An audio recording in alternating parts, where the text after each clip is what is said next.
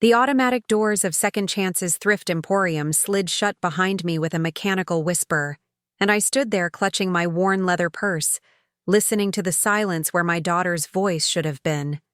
The musty scent of donated clothes and old books filled my nostrils as I watched through the plate glass window, seeing Jessica's silver BMW disappear around the corner without even a brake light to suggest she might reconsider. Before we jump back in, tell us where you're tuning in from. And if this story touches you, make sure you're subscribed because tomorrow, I've saved something extra special for you.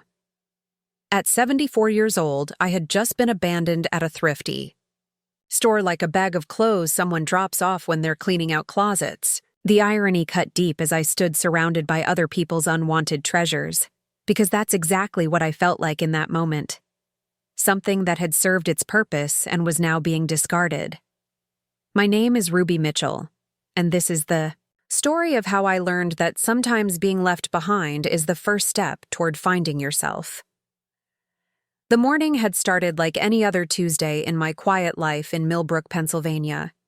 I woke at 6:30 as I had every day for the past 40 years, made my coffee in the same ceramic mug Jessica had given me for Mother's Day when she was 12, and sat at my kitchen table reading the local newspaper while watching the sunrise paint my backyard garden in shades of gold.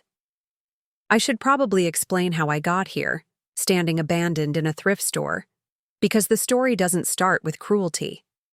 It starts with love, the fierce kind that mothers carry for their children, the kind that makes you believe any sacrifice is worthwhile if it helps them soar. Jessica came into this world on a snowy December night in 1976, 3 weeks early and stubborn from her first breath. Her father, Robert, had seemed devoted during the pregnancy, but when the reality of sleepless nights and endless responsibilities hit, he simply vanished one morning, leaving behind a note that said he wasn't ready to be a father. I found myself alone with a colicky baby and a heart that felt both broken and complete at the same time. Those early years blurred together in my memory like watercolors in rain. I worked as a bookkeeper for Henderson's Hardware, the only business in town that would let me bring Jessica to work when Mrs. Cooper next door couldn't watch her. I'd set up a playpen behind the counter where Jessica would babble and play with blocks, while I balanced ledgers and helped customers.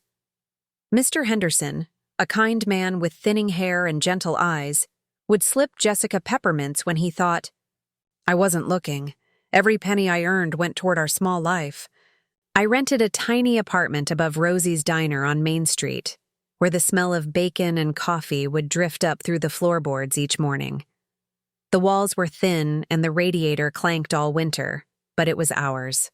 I painted Jessica's room yellow because I couldn't afford to repaint if we had another child, and I hung glow-in-the-dark stars on the ceiling that I'd bought one at a time from the 5 and dime store. When Jessica was 6, I started what I privately called her escape fund in a mason jar hidden behind the canned tomatoes in my pantry.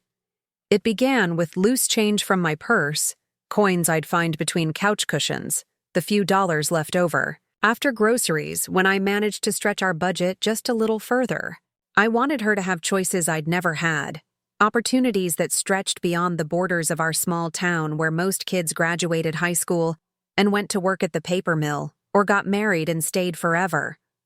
I taught myself to be resourceful, in ways I'd never imagined.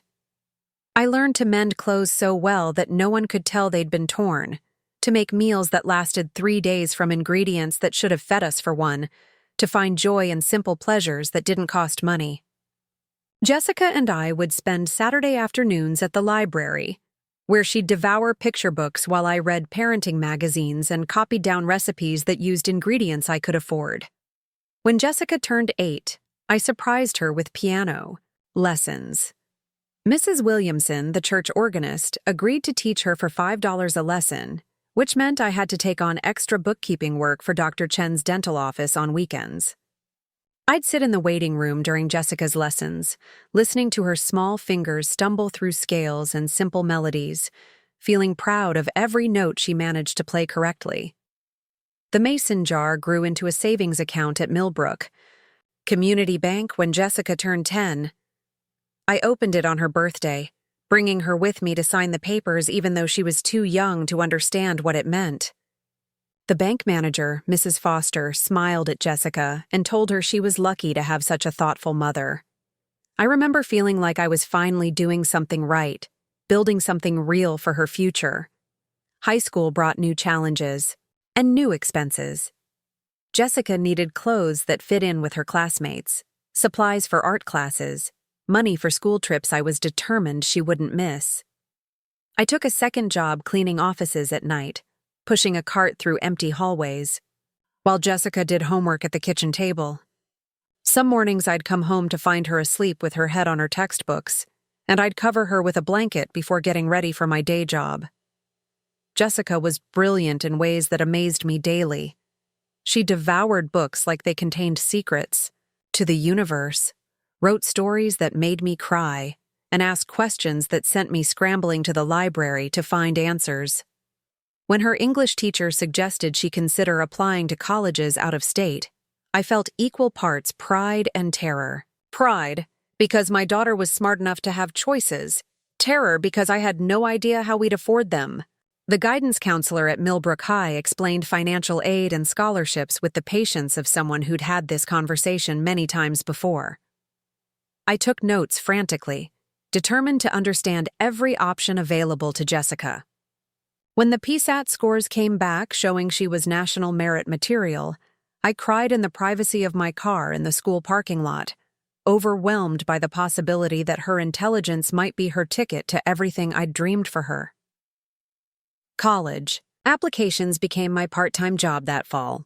I helped Jessica write essays, drove her to campus visits on weekends when I could borrow my neighbor's more reliable car, and filled out financial aid forms that required information I sometimes had to dig through boxes to find.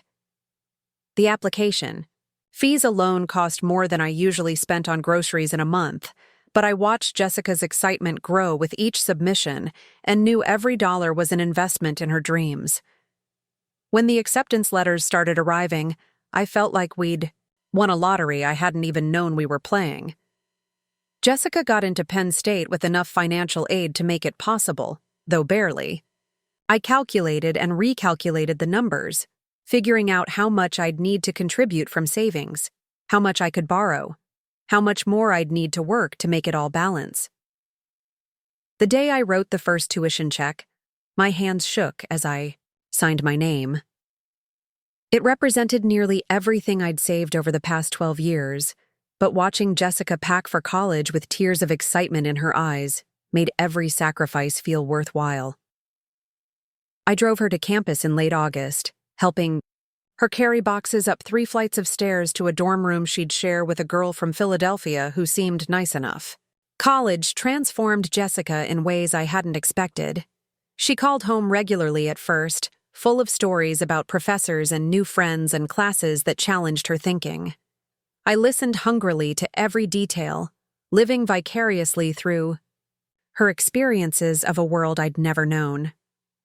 When she mentioned needing books or wanting to join clubs that required fees, I found ways to send extra money, picking up more cleaning jobs or selling items I didn't really need.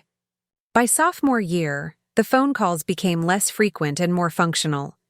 Jessica would call when she needed something, financial or practical, but the long conversations about her classes and dreams began to fade.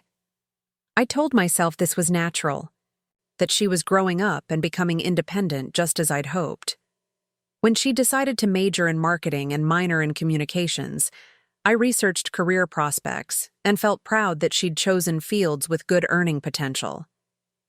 Jessica met Derek during her junior year, and I could hear something different in her voice when she talked about him. He was studying business, came from a family in Pittsburgh that owned several successful restaurants, and had plans that seemed to include Jessica in significant ways. Preparing and narrating this story took us a lot of time, so if you are enjoying it, subscribe to our channel.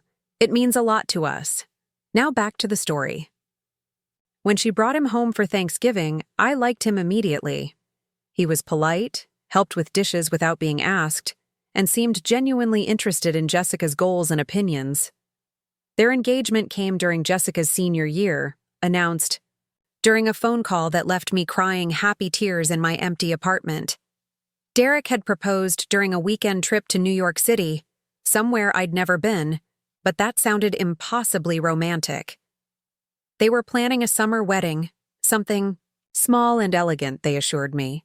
Though their definition of small apparently included 150 guests, I used almost everything left in Jessica's college fund to help pay for the wedding, wanting her to have the kind of celebration she deserved.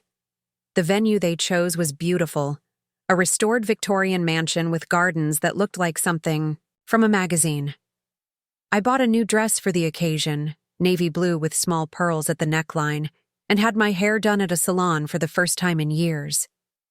Walking Jessica down the aisle felt like the culmination of everything I'd worked for. She looked radiant in her grandmother's pearl earrings and a dress that made her look like a princess. During the father-daughter dance, she pulled me onto the floor, and we swayed together to a song that made us both cry.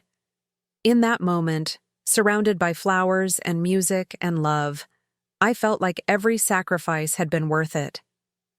After the wedding, Jessica and Derek moved to Pittsburgh, where Derek joined his family's restaurant business, and Jessica got a job at a marketing firm downtown. They rented a cute apartment in a trendy neighborhood and seemed to be building exactly the kind of life I'd dreamed for Jessica when she was small. Their Christmas card that first year showed them smiling in front of a beautifully decorated tree, looking successful and happy and settled. The distance between Millbrook and Pittsburgh was only 3 hours, but it might as well have been across the country for how often I saw them. Jessica would call every few weeks with updates about work and life, and I'd share news from our small town that probably seemed insignificant compared to their big city adventures. When they bought their first house 2 years after the wedding, I sent a generous check as a housewarming gift, drawn from savings I'd started rebuilding after the wedding expenses. Becoming a grandmother happened gradually, then all at once. Jessica's pregnancy was planned and wanted, and I felt privileged to be included in doctor's appointments when I could make the drive to Pittsburgh. Little Madison was born on a sunny April morning, and I held her tiny, perfect body while tears of joy streamed down my face. This was what love looked like, I thought, this fierce protectiveness towards someone who shared your blood and your hopes. I started shopping at thrift stores around this time, not out of necessity, but out of choice. I wanted to save money for Madison's future, just as I'd saved for Jessica's, and I discovered I had a talent for finding beautiful things that other people had discarded. A barely worn cashmere sweater for $3, vintage dishes that just needed a good washing, books that looked like they'd never been opened. My apartment slowly filled with treasures that told stories of lives I'd never know. Thrift shopping became more than a hobby. It became a passion and eventually a source of pride. I had an eye for quality, could spot real silver among the plate, could identify valuable pottery even when it was covered in dust. Friends started asking me to look for specific items during my weekend treasure hunts, and I enjoyed the challenge of finding exactly what they wanted at a fraction of retail price. When Madison started talking, I was the grandmother who arrived with bags full of beautiful toys and clothes I'd found at consignment shops and estate sales. A wooden rocking horse that just needed new paint, picture books with gorgeous illustrations, tiny dresses that looked like they'd come from expensive boutiques. Jessica would thank me politely, but I sometimes caught her exchanging glances with Derek that I couldn't quite interpret. As Madison grew, so did the requests for financial help. Daycare costs were higher than expected. The house needed repairs they hadn't budgeted for. Derek's restaurant expansion required more investment than originally planned. I said yes to everything, transferring money from my carefully maintained savings account without hesitation. Being needed felt good, proof that all my years of sacrifice had created something valuable and lasting. The pattern continued when Madison's brother Tyler was born 2 years later. More daycare expenses, a bigger car payment, the costs of raising 2 children in an expensive city. I sold my car and took the bus to work so I could afford to help with Tyler's medical bills when he was born with a minor heart condition that required surgery. The procedures went perfectly, but the insurance didn't cover everything, and I wanted to make sure money wasn't a source of stress during an already difficult time. I retired from Henderson's Hardware when I turned 70, not because I wanted to stop working, but because my arthritis was making it difficult to manage the books accurately. Mr. Henderson had sold the business to a young couple from Philadelphia, who were kind but didn't need an aging bookkeeper who sometimes had to ask customers to repeat themselves. My pension was modest, but combined with Social Security and my savings, I could maintain my simple lifestyle comfortably. Freedom from daily work meant more time for thrift shopping, and I became something of a legend among the secondhand stores in a 50-mile radius. Shop owners would call me when something special came in, knowing I had an eye for value and a network of friends who appreciated beautiful things at affordable prices. I started selling some of my finds online, creating a small business that supplemented my income while feeding my passion for treasure hunting. Jessica and Derek's visits to Millbrook became less frequent as the children got older and their lives grew busier. I understood, of course. Pittsburgh offered more entertainment for the kids than our small town, and Derek's restaurant business required attention on weekends. I adapted by visiting them instead, making the 3-hour drive once a month with my car loaded with gifts and groceries and whatever else I thought they might need. The grandchildren knew me as the grandmother who brought presents, who could be counted on to say yes when their parents said no, who always had $20 bills tucked in my purse for ice cream or toy store emergencies. Madison would climb into my lap and tell me about school while I braided her hair, and Tyler would show me his latest art projects with the kind of enthusiasm that made my heart feel full to bursting. But somewhere along the way, I began to notice that my presence felt optional rather than essential. Conversations would continue around me without including me, plans would be made without considering my schedule, and my contributions began to feel more like transactions than expressions of love. When I brought Madison a beautiful vintage jewelry box I'd found and restored, she thanked me politely before asking if she could have cash instead next time because she was saving for a new phone. I told myself this was normal, that children today were different, that I was probably being too sensitive about small slights that didn't mean anything. But the feeling grew stronger during each visit, the sense that I was being tolerated rather than welcomed, appreciated for what I provided rather than who I was. The requests for money became more frequent and less apologetic. Jessica would call to mention that Madison needed money for a school trip, that Tyler's soccer equipment was expensive, that their property taxes had gone up more than expected. I said yes to everything because saying no felt impossible, like abandoning my role as the supportive grandmother who made difficult things possible. But with each yes, with each transfer from my dwindling savings account, I felt myself becoming smaller somehow. Less like a person with my own needs and dreams, more like a resource to be managed and accessed when necessary.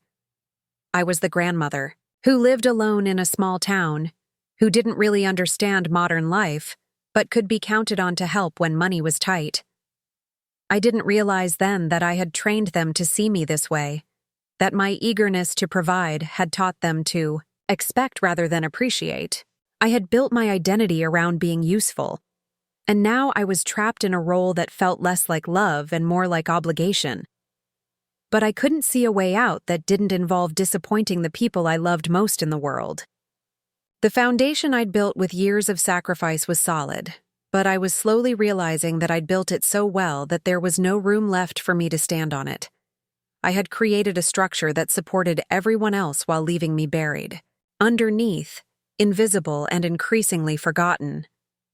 But I still believed that love meant giving everything you had, that mothers were supposed to sacrifice themselves for their children's happiness, that being needed was the same as being valued.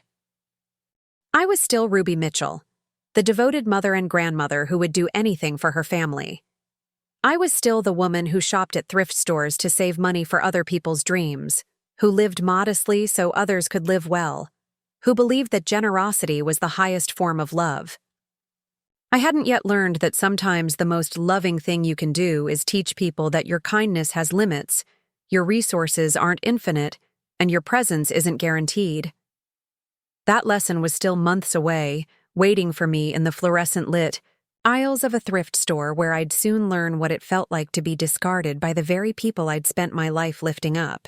The signs started small, like hairline cracks in a foundation that you don't notice until the whole structure begins to shift. It was a Tuesday in March when I first felt the ground beneath my feet become unsteady, though I wouldn't recognize it as the beginning of the end until much later.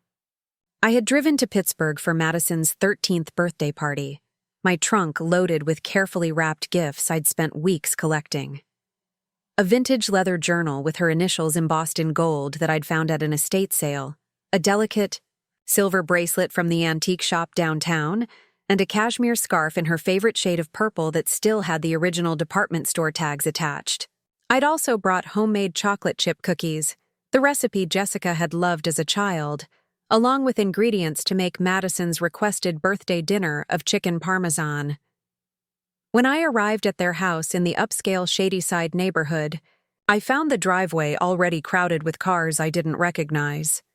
Through the large front windows, I could see teenagers laughing and taking pictures, the living room decorated with streamers and balloons in sophisticated black and gold rather than the bright colors I associated with childhood birthdays. Jessica answered the door wearing a forced smile and designer jeans that probably cost more than I spent on clothes in a year. "Oh, Mom," she said, glancing back toward the party. "You're here." Her tone wasn't unkind, but it wasn't exactly welcoming either. There was something in her voice that made me feel like I was interrupting rather than arriving as an invited guest. I followed her into the kitchen, where Derek was arranging catered food on elegant platters. The counter was covered with gourmet sandwiches, artisanal cheeses, and fancy chocolates that made my homemade cookies look embarrassingly homemade. "Hi, Ruby," Derek said with his usual polite smile, but I noticed he didn't stop what he was doing to greet me properly. "Madison's having such a great time with her friends." "I brought her favorite cookies," I said, holding up the container I'd carefully packed that morning. "And I thought I could make the chicken parmesan she asked for." Jessica and Derek exchanged a look that lasted only a second, but felt loaded with meaning. "That's so sweet, Mom, but we decided to just do finger foods tonight. You know how teenagers are, they don't really want to sit down for a formal dinner." She took the cookie container from my hands and set it on the counter without opening it. "Why don't you go say hi to Madison? She's in the living room with her friends."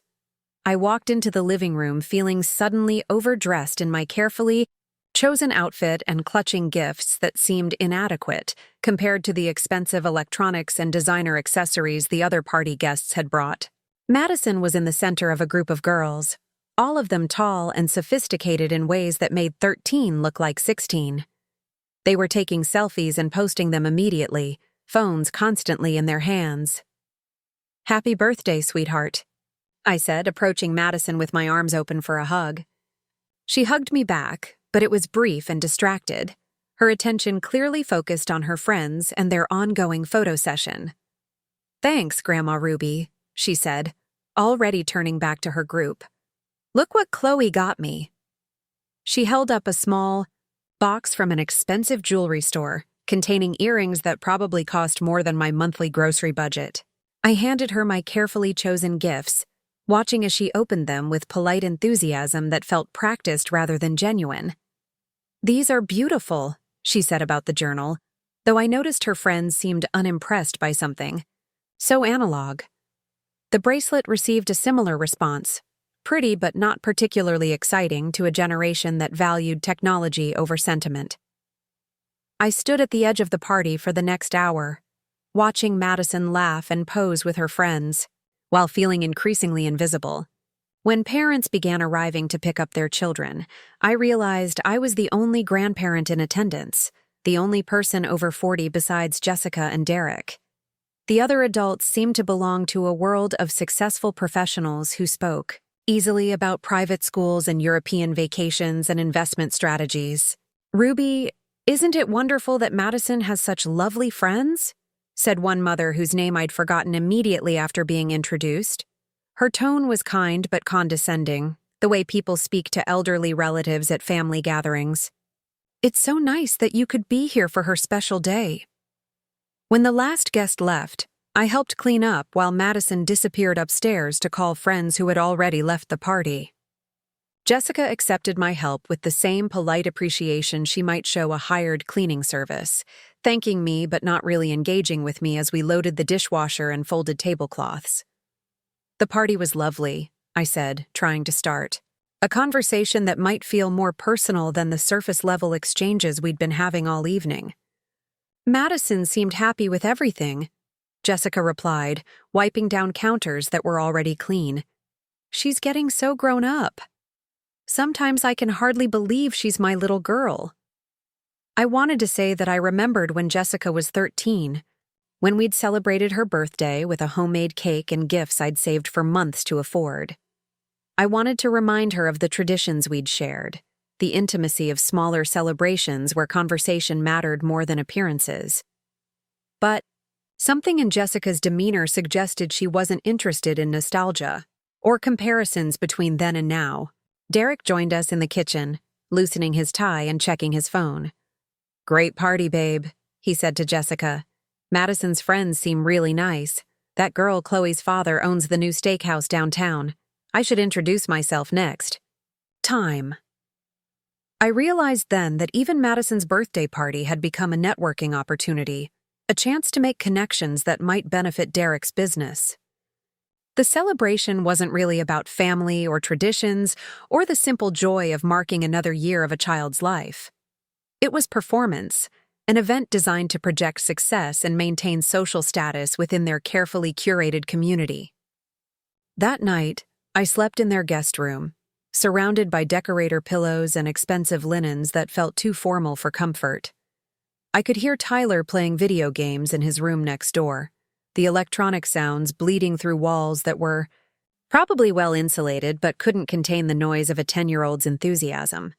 In the morning, Jessica brought me coffee in a mug I didn't recognize, part of a set that matched their new kitchen renovation. "I hope the party wasn't too overwhelming," she said, sitting across from me at their granite breakfast counter. "I know Madison's friends can be a little intense." "They seem like nice girls," I replied, though I wasn't entirely sure that was true. They had seemed confident and sophisticated, but there was something about their interactions that felt performative, as if they were all playing roles rather than simply being themselves. Jessica nodded, scrolling through her phone while she talked. "Madison's applying to private high schools next year. The competition is really fierce, so we're trying to make sure she has every advantage, the right friends, the right activities, the right everything." "She's a smart girl," I said. "I'm sure she'll do well wherever she goes." "Smart isn't enough anymore," Jessica replied without looking up from her screen. "These kids have tutors and test prep and consultants helping them with applications. It's a whole different world than when we were growing up." I wanted to ask what was wrong with the world we'd grown up in. What was so inadequate about the simple life we'd shared that made it something to be left behind rather than built upon? But Jessica's attention was already focused on her phone, responding to messages that apparently couldn't wait until after our conversation. When I left that Sunday afternoon, the goodbye felt more perfunctory than emotional. Madison hugged me briefly before running back upstairs to video chat with friends. Tyler waved from the couch where he was playing video games. Jessica walked me to my car and thanked me for coming, for the gifts, for always being so thoughtful and generous. But as I drove the 3 hours back to Millbrook, I couldn't shake the feeling that I had been a guest at my own granddaughter's birthday party. Welcome, but not essential. Appreciated, but not particularly wanted. The gifts I'd chosen with such care seemed to have been received as obligations rather than expressions of love, and my presence felt more like a duty Jessica felt obligated to accommodate rather than a joy she wanted to share. The pattern continued through spring and into summer. My visits to Pittsburgh began to feel increasingly formal, scheduled around Jessica's work commitments and the children's busy activity calendars. Madison had tennis lessons and tutoring sessions and social events that filled her weekends. Tyler had soccer practice and music lessons and play dates with boys whose parents Jessica wanted to cultivate relationships with. When I suggested staying longer during visits, Jessica would mention how busy their schedule was, how they wouldn't want me to be bored sitting around while they ran to various commitments. When I offered to help with transportation or supervision, she would explain that the other parents weren't comfortable with people they didn't know well being involved with their children's activities. I started to feel like I needed permission to be part of my own family's life, like my presence required justification rather than simply being welcomed because I was loved. Phone calls became shorter and more focused on logistics rather than connection. Jessica would call to coordinate my visits or to ask if I could help with specific expenses, but the long conversations about dreams and fears and daily life that had once sustained our relationship gradually disappeared. The requests for financial help increased in frequency and size. Madison needed money for a school trip to Europe that would look good on her high school applications. Tyler required specialized equipment for a travel soccer team that would give him exposure to college scouts. Derek was expanding the restaurant business and needed temporary help with cash flow during the renovation process. I said yes to everything, transferring money from savings accounts I'd built carefully over decades of frugal living.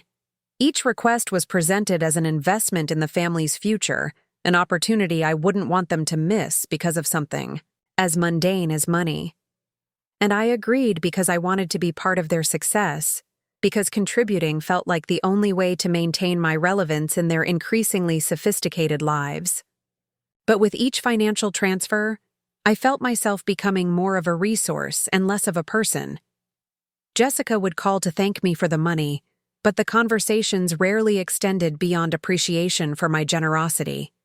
I was the grandmother, who could be counted on to help when needed, but who wasn't particularly interesting to talk to when help wasn't required. The children's attitude toward me began to shift as well, though so gradually I almost didn't notice. Madison stopped calling me Grandma Ruby, shortening it to just Ruby as if I were a family friend rather than her grandmother. Tyler would thank me politely for gifts but seemed more interested in their monetary value than their sentimental meaning. Both children began to seem slightly embarrassed by my homemade offerings, preferring store-bought treats and brand-name items to the vintage treasures I loved to find for them. During one visit in late summer, I overheard Madison talking to a friend on the phone about her weird grandmother who shops at thrift stores and brings the strangest gifts. The comment wasn't meant to be cruel, just a casual observation shared between teenagers, but it cut deeper than I expected. I had thought my treasure hunting skills were charming, that the unique items I found demonstrated creativity and resourcefulness. Instead, they apparently marked me as eccentric and out of touch with what modern children actually wanted. I began to modify my gift-giving, choosing items that were more conventional even if they felt less personal. Instead of carefully curated vintage finds, I started buying new items from stores that Jessica and Derek would recognize and approve of. The gifts were well received, but felt hollow to me, lacking the history and character that made secondhand treasures special. My own needs began to feel increasingly irrelevant in family conversations. When I mentioned that my arthritis was bothering me more frequently, Jessica would respond with sympathy but no offers of help or support. When I talked about feeling lonely in my small apartment, she would suggest I should consider getting a dog or joining more activities at the senior center, as if my loneliness were a personal problem rather than something that might be addressed by more frequent contact with family. The isolation wasn't dramatic or sudden. It developed slowly, like a relationship slowly cooling rather than ending abruptly. Phone calls became less frequent, visits were shorter and more structured, and my role in family decisions diminished until I was informed of plans rather than consulted about them. When Jessica announced that they were planning a family vacation to Disney World over Christmas, I assumed I was included until she mentioned that they'd already booked flights and hotel rooms for 4 people. "It's really more of a family trip," she explained when I asked about the arrangements. "You know how exhausting those theme parks can be, and the kids are at ages where they want to be independent. We thought you might prefer to stay home and relax." I wanted to say that I would have liked the option to decide for myself whether I was too old for Disney World, that being included in family plans shouldn't depend on whether I could keep up with teenagers, that Christmas was supposed to be about being together rather than being convenient. But Jessica's tone suggested the decision had already been made, and my preferences weren't really part of the equation.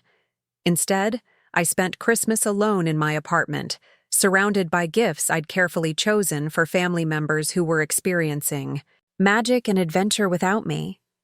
I cooked a small turkey and watched old movies, trying to convince myself that solitude was peaceful rather than lonely. When Jessica called that evening to check in, her voice was full of excitement about their day, and I listened to stories about rides and shows and experiences I would never share. The new year brought more changes in our family dynamic. Jessica was promoted to a senior position at her marketing firm, requiring longer hours and more travel. Derek opened a second restaurant location that demanded constant attention during the startup phase. Madison started high school at an exclusive, private academy where tuition cost more than I'd made in a year during my working life. Tyler joined additional sports teams and academic programs designed to prepare him for similar educational opportunities. Success was transforming my family in ways I hadn't anticipated. Financial security allowed them to make choices based on opportunity rather than necessity, but it also seemed to create distance between their new lifestyle and the simpler life I represented. I was proud of their achievements while simultaneously feeling left behind by them, like an artifact from a previous era that was interesting to display, but not particularly relevant to daily life. My own life began to feel smaller in comparison to their expanding horizons. The thrift stores and estate sales that had once felt like adventures now seemed like evidence of how limited my world had become. My small apartment, once cozy and comfortable, started to feel cramped and outdated when compared to their spacious house with its modern amenities and designer furnishings. I started to second-guess myself in conversations with Jessica, wondering if my stories about life in Millbrook sounded boring compared to her urban professional experiences. When I mentioned finding a beautiful vintage vase at an estate sale, she would respond politely, but without the enthusiasm that might encourage me to share more details. My excitement about small-town events and local gossip seemed insignificant compared to their sophisticated social calendar and business networking opportunities. The financial requests continued, but became more assumptive, as if my willingness to help had created an expectation rather than gratitude. Jessica would mention expenses almost casually, confident that I would offer assistance without being directly asked. Madison needed money for designer clothes that would help her fit in at her new school. Tyler required private coaching to improve his chances of making elite sports teams. Derek's business expansion required more capital than originally projected. I continued to say yes because saying no felt like abandoning my family when they needed support. But each financial contribution came with less acknowledgement and appreciation, as if my assistance had become a predictable part of their financial planning rather than a generous gift from someone living on a fixed income. By fall, I realized that my relationship with my family had become primarily transactional. They called when they needed something, thanked me when I provided it, and maintained polite contact between requests. I was no longer a person they turned to for advice, comfort, or simply the pleasure of conversation. I had become a resource to be managed, reliable and available, but not particularly interesting or essential to their emotional lives. The recognition was painful, but undeniable. I had spent decades building my identity around being needed by my family, and now that they were successful and self-sufficient, I was struggling to understand who I was supposed to be. My purpose had been to help Jessica achieve her dreams, and she had achieved them so completely that she no longer needed the kind of support that had once made me feel valuable and loved. I was 64 years old, living alone in a small town, watching my family grow increasingly distant despite all the love and sacrifice I had poured into our relationships. I was the grandmother who could be counted on for financial help, but who wasn't particularly important in any other way. I was background music in their lives, noticed when absent, but easily ignored when present. The foundation I had built was crumbling not because of cruelty or malice, but because of indifference and neglect. I had taught my family to take my presence for granted, and now they were doing exactly what I had trained them to do. I was being slowly erased from their story, and the most painful part was that they didn't even seem to notice it was happening. The morning that changed everything started with what seemed like a simple invitation.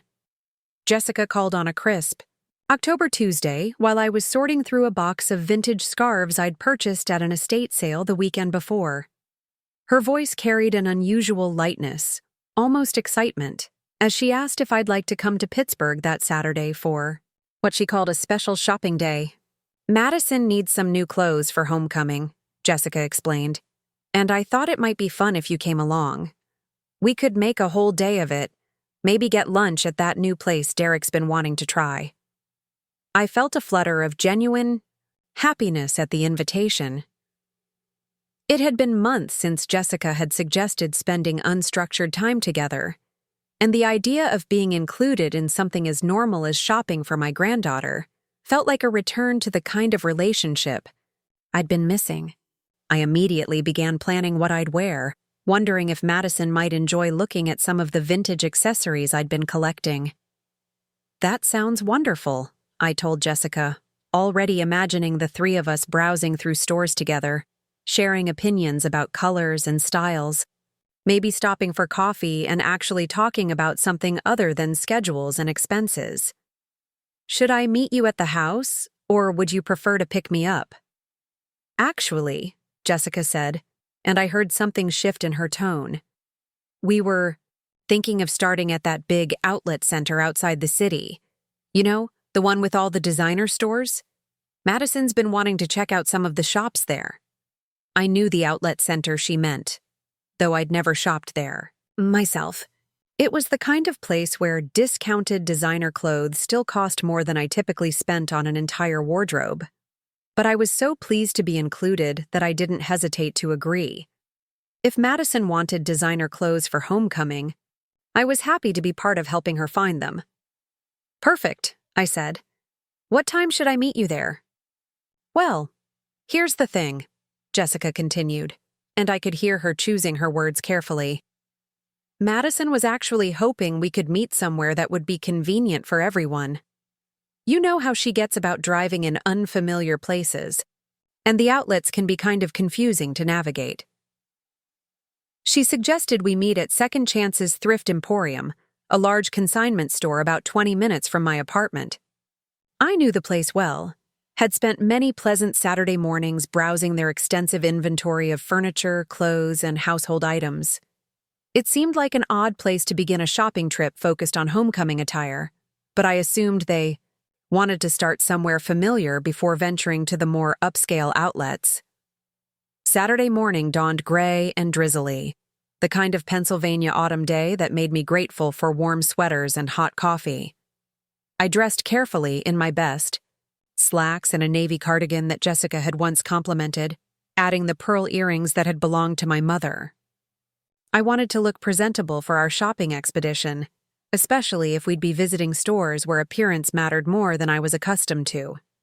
I arrived at Second Chance's 15 minutes early, parking near the front entrance where Jessica would easily spot my car. The store was busy for a Saturday morning, with several families loading furniture into pickup trucks and individual shoppers pushing carts filled with books, clothes, and household treasures. I enjoyed watching the steady stream of people discovering unexpected finds, remembering my own excitement at similar discoveries over the years. When Jessica's BMW pulled into the parking lot 20 minutes later, I gathered my purse and walked toward her car, expecting to transfer to her vehicle for the drive to the outlets. But when the passenger door opened, only Madison emerged, looking tall and elegant in dark jeans and an expensive-looking jacket I didn't recognize. "Hi, Grandma Ruby," Madison said, giving me a quick hug that felt more obligatory than affectionate. She seemed distracted, checking her phone even as she greeted me. "Mom said you wanted to look around in here first before we go to the real stores." I felt a small stab of confusion. I hadn't expressed any desire to shop at the thrift store. That had been Jessica's suggestion for our meeting place. But before I could clarify, Jessica was waving from the driver's seat, calling out through her open window. "You two go ahead and browse around," she said, not getting out of the car. "I need to make a few work calls, and Madison said she wanted to check out their vintage section anyway. I'll just wait out here and catch up on some emails." Madison was already walking toward the store entrance, clearly eager to get the obligatory thrift store portion of our day over with, so we could move on to the shopping she actually cared about. I followed her inside, feeling slightly off balance but trying to maintain the enthusiasm I'd felt about our planned day together. The interior of Second Chances was well organized despite its size, with different sections clearly marked and merchandise arranged by category and color. Madison headed immediately toward the clothing area, though her expression suggested she was performing a duty rather than pursuing genuine interest. She picked up a few items randomly, held them up briefly, then replaced them with the kind of polite disinterest that teenagers reserve for activities they consider beneath them. "This is actually a really good store," I said, trying to bridge the growing awkwardness I was feeling. "I've found some beautiful things here over the years. Look at this vintage brooch, for instance. The workmanship is incredible, and it probably cost a fraction of what it would new." Madison glanced at the brooch I was holding with barely concealed impatience. "That's nice, Grandma Ruby," she said, but her attention was already focused on her phone, where she was texting someone with rapid-fire intensity. "How long do you think we'll be in here? I was hoping we could get to the outlets before the good stuff gets picked over." I suggested we could leave whenever she was ready, though I felt disappointed that our shopping day was starting with such obvious reluctance on her part. I had hoped we might actually enjoy browsing together, that Madison might appreciate the hunt for unique items that made thrift shopping exciting for me. Instead, she seemed to view our time in the store as an obligation to be endured before moving on to the real purpose of our outing. We wandered through the store for about 20 minutes, with Madison showing polite interest in a few items, while I tried to share some of the knowledge I'd gained about identifying quality pieces among the donated merchandise. She nodded at appropriate moments but seemed more focused on monitoring her phone than engaging with anything we were looking at. When we finally headed back toward the entrance, I was surprised to see that Jessica's car was no longer in the parking lot. I looked around, thinking perhaps she had moved to a different spot while we were inside, but her distinctive silver BMW was nowhere to be seen. "Where's your mother?" I asked Madison, who was also scanning the parking lot with what appeared to be genuine confusion. "I don't know," Madison said, pulling out her phone to call Jessica. I watched her face change from confusion to understanding, to something that looked uncomfortably like embarrassment as she listened to whatever Jessica was saying on the other end of the call. "She had to leave," Madison said after hanging up, not quite meeting my eyes. "Some kind of emergency at work. She said to tell you she's really sorry, but she'll have to take a rain check on the shopping trip." I felt the first flutter of real concern. "What kind of emergency? Is everything all right? And how are we supposed to get home?" Madison's discomfort was becoming more obvious by the moment. She shifted her weight from foot to foot, clutched her phone tighter, and seemed to be struggling with how to explain something she didn't fully understand herself. "She said Derek is coming to pick me up," Madison said finally. "He should be here in like 20 minutes or something." "And what about me?" I asked, though I was beginning to suspect I already knew the answer. Madison's face flushed with what I recognized as genuine embarrassment mixed with confusion about adult decisions she hadn't been part of making. I think she figured you had your own car here so you could just drive yourself home." The pieces were falling into place with awful clarity. This hadn't been a family shopping trip that got interrupted by an emergency. This had been a carefully orchestrated plan to drop me off at the thrift store while they went on to do their real shopping without me. Jessica had used Madison as an unwitting accomplice, leaving her granddaughter to deliver the news that I was being abandoned. I looked at Madison, who was clearly struggling with her own understanding of what was happening. At 15, she was old enough to recognize that something uncomfortable was occurring, but not mature enough to know how to handle it, or whether she should feel responsible for fixing it. "It's all right, sweetheart," I said, trying to keep my voice steady for her sake, even though I felt like I'd been punched in the stomach. "I can certainly drive myself home. You go ahead and wait for your father." "Are you sure?" Madison asked, and I could hear genuine concern in her voice for the first time that day. "I feel really weird about this. Maybe I should call Mom back.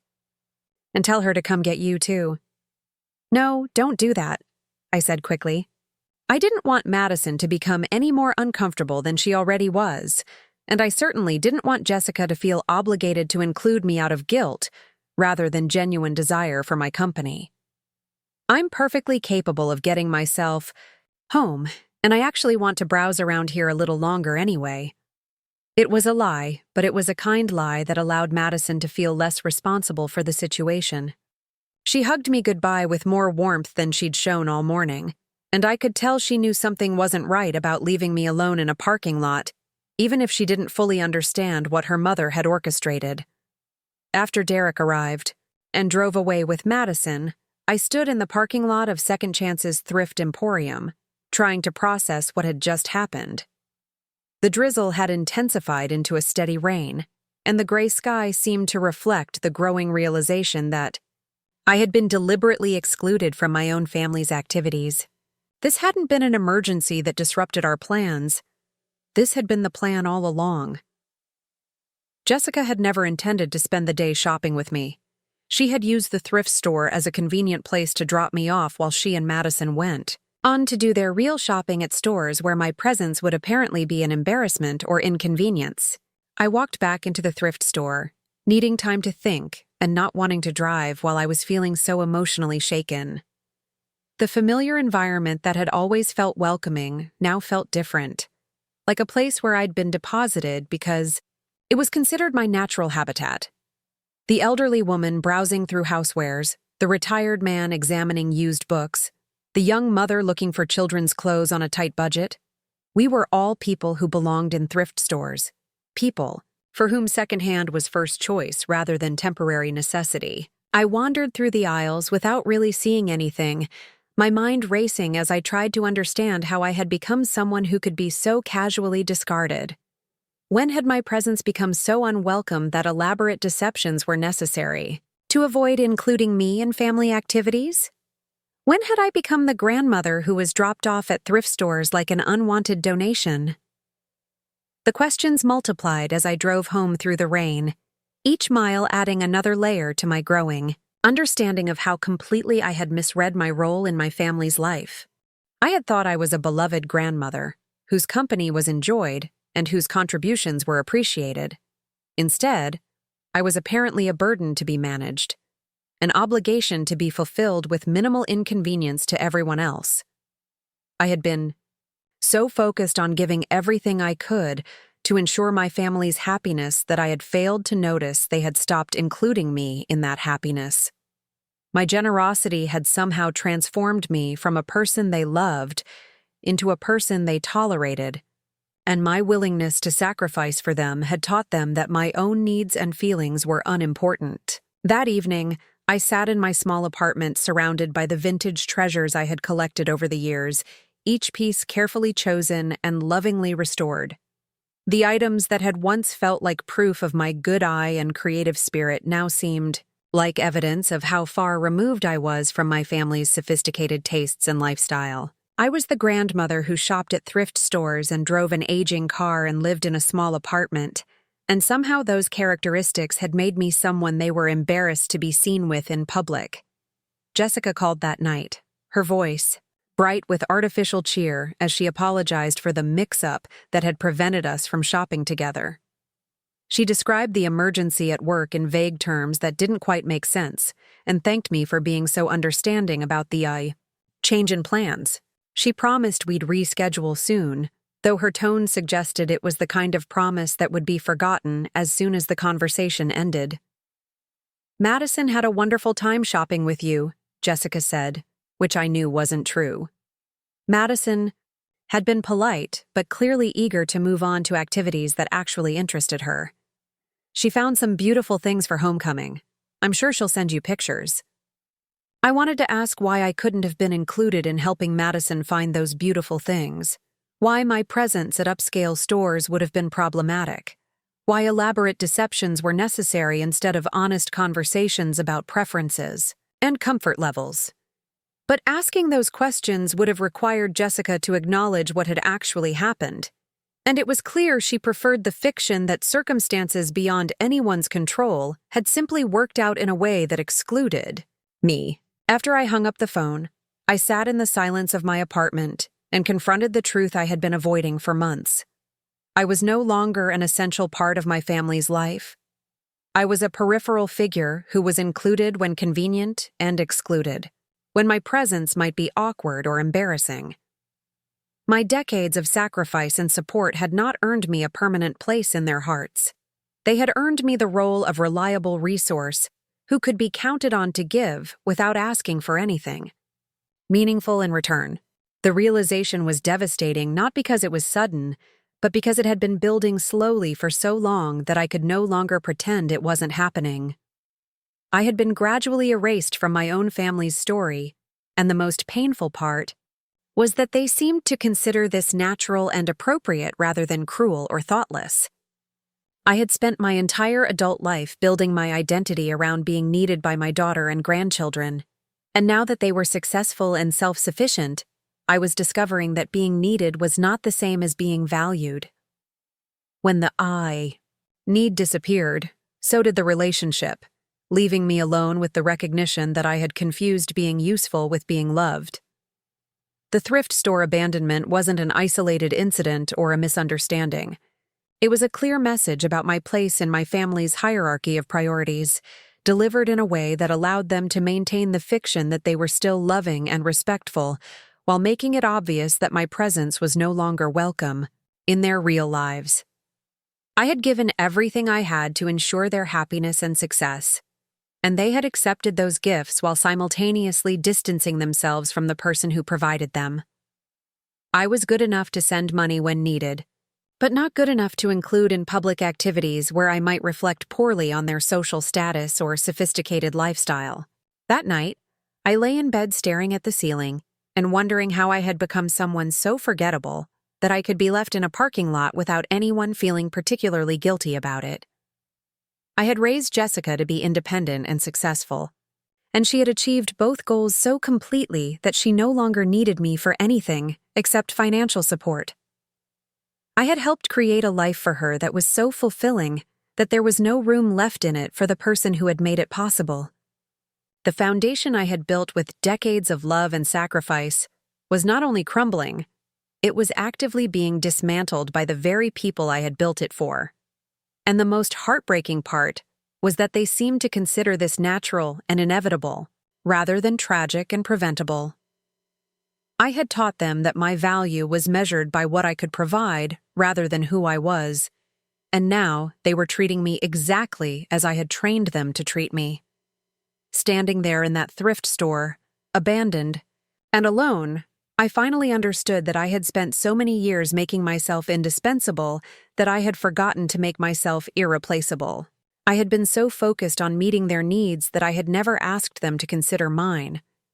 I had loved them so completely that I had never required them to love me back with the same intensity and commitment. The woman who had driven to that thrift store expecting to spend a pleasant day shopping with her family was gone, replaced by someone who finally understood that love without respect is not really love at all. It's convenience disguised as affection, and I had been confusing the two for far too long. The silence in my apartment that night was different from any quiet I had ever experienced. It wasn't the peaceful stillness of evening settling in or the comfortable solitude I had grown accustomed to over the years. This was the heavy silence of understanding, the kind that settles over you when you finally stop lying to yourself about truths you've been avoiding. I made chamomile tea with hands that shook slightly, not from age but from the aftershock of recognition. As I sat at my small kitchen table, the same table where I had once helped Jessica with homework and later counted coins for her college fund. I found myself staring at my reflection in the darkened window. The woman looking back at me seemed like a stranger, someone who had spent decades believing in a version of love that apparently existed only in her own mind. Sleep eluded me completely that night. Every time I closed my eyes, I saw Madison's embarrassed face as she delivered news she didn't understand, heard Jessica's artificially bright voice making excuses that didn't hold up under examination. I replayed conversations from recent months, searching for clues I had missed, signs I had chosen to ignore because acknowledging them would have meant confronting a reality I wasn't ready to face. By morning, something fundamental had shifted inside me. The desperate need to excuse their behavior, to find explanations that preserved my illusions about our relationship, had been replaced by a cold clarity that was both devastating and oddly liberating. I was 74 years old, and I had just discovered that the people I loved most in the world considered me disposable. I spent Sunday morning doing something I hadn't done in years. Instead of calling Jessica to check in or planning my next visit to Pittsburgh, I sat down with a calculator and my financial records, spreading bank statements and investment portfolios across my dining room table like pieces of a puzzle I was finally ready to solve. The numbers told a story I had been too generous to read clearly before. Over the past 15 years, I had transferred nearly $200,000 to support Jessica's family. College tuition, wedding expenses, house down payment, private school fees, business investments, family vacations, emergency repairs, and dozens of smaller requests that had seemed insignificant individually, but added up to a fortune by my modest standards. $200,000. The amount staggered me as I sat there in my small apartment, surrounded by secondhand furniture and wearing clothes I had owned for years, because spending money on myself felt selfish when my family had needs I could help meet. I had given them enough money to buy a house, start a business, or secure a comfortable retirement, and they had accepted it all while gradually cutting me out of their lives. I pulled out my laptop, a refurbished model I had bought 3 years earlier because my old computer had finally died, and began researching something I had never seriously considered before: investment accounts, retirement planning, financial independence strategies for seniors, travel opportunities for older adults, life insurance policies, and estate planning options. For the first time in decades, I was thinking about my money as mine rather than as a resource earmarked for other people's dreams. The shift in perspective was dizzying. What could I do with the money I had left if I stopped automatically saying yes to every request from Pittsburgh? What kind of life could I build if I focused on my own happiness instead of everyone else's convenience? Monday morning brought a phone call from Jessica, her voice carrying the cheerful tone she used when she wanted something. "Hi, Mom. I hope you're feeling better about Saturday. I know the day didn't go quite as planned, but I thought you might be happy to know that Madison found the most beautiful dress for homecoming. She looked absolutely stunning in it." "I'm sure she did," I replied, keeping my voice neutral. I didn't mention that I had driven 2 hours expecting to be part of helping Madison find that dress, or that being abandoned in a parking lot was hardly a minor change of plans. "Actually, I'm calling because we have a small favor to ask," Jessica continued, apparently interpreting my calm tone as forgiveness and normalcy. "Derek's restaurant expansion is moving faster than expected, and they need to secure the lease on the new location by the end of the month. The bank is being difficult about the bridge loan, and we were wondering if you might be able to help us out temporarily." The amount she mentioned made my breath catch. $25,000. "Temporary," she said, though previous temporary loans had never been repaid. A bridge loan to help Derek expand his already successful business empire while I lived on. A fixed income and drove a car that needed repairs I kept postponing. "That's a significant amount of money, Jessica," I said slowly. "I know, Mom, and we wouldn't ask if it wasn't really important. This location could make all the difference for Derek's business. It's in the perfect spot, And if we don't move quickly, someone else will snatch it up. We'd pay you back as soon as the bank loan comes through, with interest if you want. Interest. As if our relationship was a business transaction rather than a family bond. As if my decades of support could be reduced to terms and conditions that made her feel better about asking for money she had no intention of repaying. I need to think about it, I said, words that had never come out of my mouth before in response to a request from Jessica. There was a pause, long enough for me to hear surprise in the silence. Think about it? Mom, is everything okay? You've never hesitated to help us before.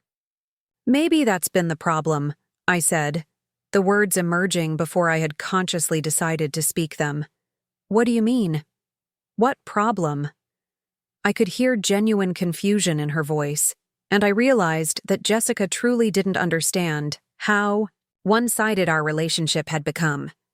In her mind, I was the generous grandmother who loved helping her family succeed, not the increasingly isolated woman who had been systematically excluded from the life her money was helping to fund. I mean that I've been so focused on helping everyone else that I forgot to take care of myself, I said carefully. I need some time to evaluate my own financial situation before making any major commitments. Your financial situation? Mom, you've always been so good with money. Are you having problems? Is there something you haven't told us? The irony was breathtaking. Jessica was concerned about my financial stability while asking me to loan her $25,000, apparently without recognizing the contradiction. She had become so accustomed to my resources being available for her family's use that the possibility of my having my own financial priorities had never occurred to her. I'm fine, I said. I just need to be more thoughtful about how I spend my money going forward. Spend your money? Mom, this would be a loan, not a gift. We'd pay you back. Like you paid back the money for Madison's private school tuition? Or Tyler's soccer camp fees? Or the help with your vacation last summer? Another long pause. I could almost hear Jessica's mind working, trying to remember which financial contributions had been loans and which had been gifts, realizing, perhaps, for the first time that she had never clarified the terms or made any effort to repay money that had supposedly been borrowed rather than given. Those were different circumstances, she said finally. Educational expenses and family activities, not business investments. They were all my money, I said quietly. And I gave it freely because I loved you and wanted to help. But somewhere, along the way, my willingness to help became an expectation that I would always help, and my presence in your life became optional while my financial support remained essential. Mom, that's not fair. We love having you in our lives. Saturday was just an unfortunate situation with work emergencies and scheduling conflicts. Jessica, please don't insult my intelligence. There was no work emergency. You planned to drop me off at that thrift store and go shopping without me because you were embarrassed to have me along at the stores where you actually wanted to shop. The silence stretched longer this time, and when Jessica spoke again, her voice had lost its cheerful tone. Mom, you're making this sound much more dramatic than it actually was. We thought you'd enjoy browsing at the thrift store, and Madison needed clothes from specific stores that you probably wouldn't have been interested in anyway. You thought I'd enjoy being abandoned in a parking lot while my family went shopping without me? You thought I'd prefer to be excluded rather than given the choice to participate. It wasn't like that. We just thought it would be more comfortable for everyone if we split up for part of the day. More comfortable for whom, Jessica? Certainly not for me. I spent 2 hours driving to Pittsburgh because I thought we were going to spend time together as a family, and instead I was used as an unwitting babysitter before being discarded like an inconvenience. I could hear Jessica's breathing change, could sense her struggling with how to respond to accusations she hadn't expected to face. Our conversations had followed the same pattern for years. She would ask for something, I would provide it, and we would both pretend that gratitude was the same as love. I think you're overreacting, she said finally. We had a miscommunication about the plans, and you're turning it into something it wasn't meant to be. A miscommunication, I repeated. Is that what we're calling it when you deliberately exclude someone from family activities while continuing to ask them for financial support? Mom, I don't understand where this hostility is coming from. We've always had a good relationship. You've always been supportive of our family and our goals. Supportive, yes. Included, no. There's a difference between being a bank account that occasionally gets invited to dinner and being a valued member of the family whose company is actually enjoyed. That's not how we see you at all. You're being incredibly unfair and hurtful. The accusation stung because it was delivered with such conviction, as if I was the one being unreasonable by objecting to being treated as a convenient resource rather than a beloved family member. Jessica genuinely seemed to believe that accepting my money while gradually excluding me from their lives was normal and loving behavior. I'm going to hang up now, I said. I need time to think about everything, including your loan request. Mom, please don't make rash decisions when you're upset about something that was really just a misunderstanding. Derek is counting on this loan to secure the restaurant location. Derek is a successful businessman with access to banks, investors, and business partners. I'm a retired woman living on a fixed income who has apparently been foolish enough to confuse being useful with being loved.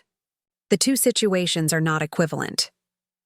I hung up before Jessica could respond, my hands trembling with adrenaline and something that felt like liberation. I had just spoken truths I had been avoiding for months, maybe years, and while the conversation had been painful, it had also been necessary. The phone rang again almost immediately, but I didn't answer. It rang several more times over the next hour, calls from Jessica and then from Derek, their voices on my voicemail alternating between confusion and frustration. I listened to the messages but didn't return the calls, needing space to process what I had learned about myself and my family during our confrontation. That afternoon, I drove to Millbrook Community Bank and met with Mrs. Patterson, the same financial advisor who had helped me open Jessica's college fund decades earlier. She was older now, nearing retirement herself, but she remembered me and listened carefully as I explained that I wanted to restructure my finances to focus on my own future rather than continuing to support my adult daughter's family. How much are we talking about? Mrs. Patterson asked, pulling out a calculator and legal pad. I showed her the records I had compiled, the careful documentation of every transfer and gift over the past 15 years. Her eyebrows rose as she reviewed the amounts, clearly surprised by the substantial sums involved. Mrs. Mitchell, this is a significant portion of your assets. Are you comfortable with how much you've been giving away?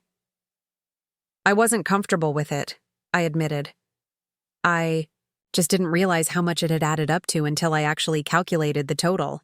I've been so focused on helping one gift at a time that I never looked at the cumulative impact on my own financial security. Mrs. Patterson nodded understandingly. It's very common for older adults to underestimate how much they're giving to family members, especially when the gifts happen gradually over many years. The individual amounts seem manageable, but they can really add up to something substantial. We spent the next 2 hours reviewing my entire financial situation, calculating what I would need for a comfortable retirement, exploring investment, options that would protect my remaining assets from further erosion through family gifts.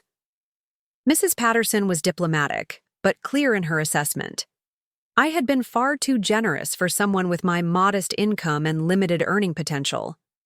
The good news is that you still have enough left to secure your own future if you're careful going forward, she said.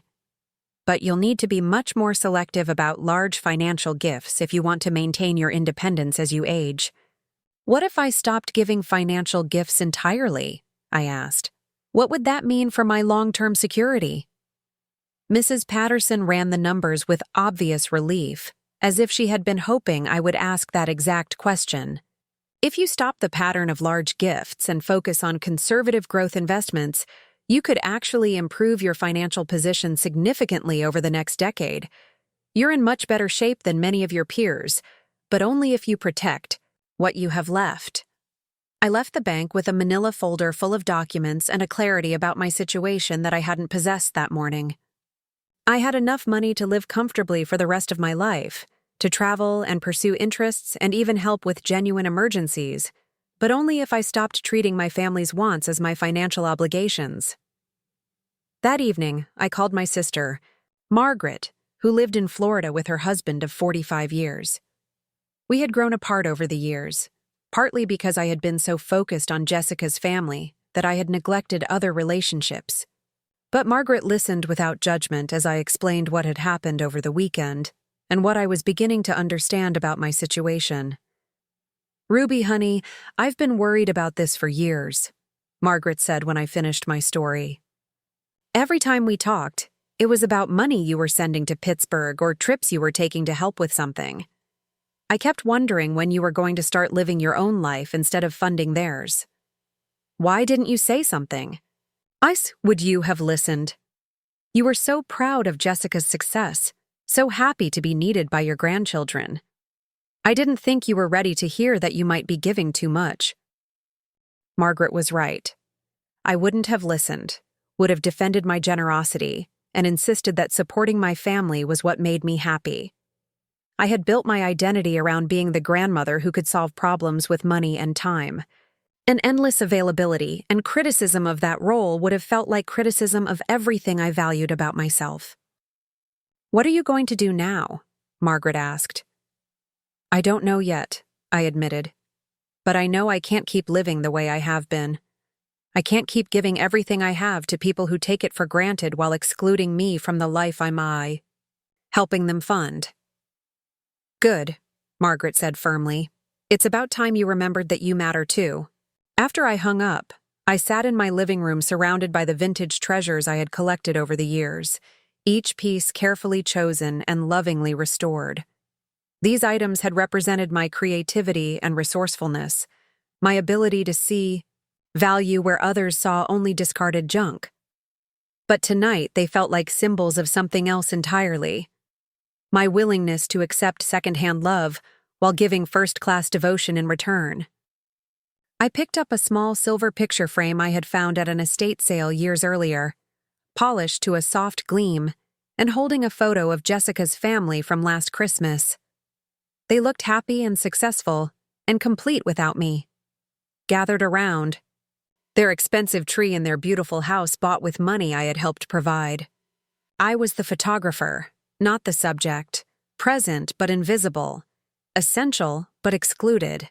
For the first time in my adult life, I began to imagine what it would feel like to be selfish, not cruel or vindictive, but simply focused on my own happiness and well-being instead of everyone else's convenience. What would I do with my time if I wasn't constantly available to help with other people's problems?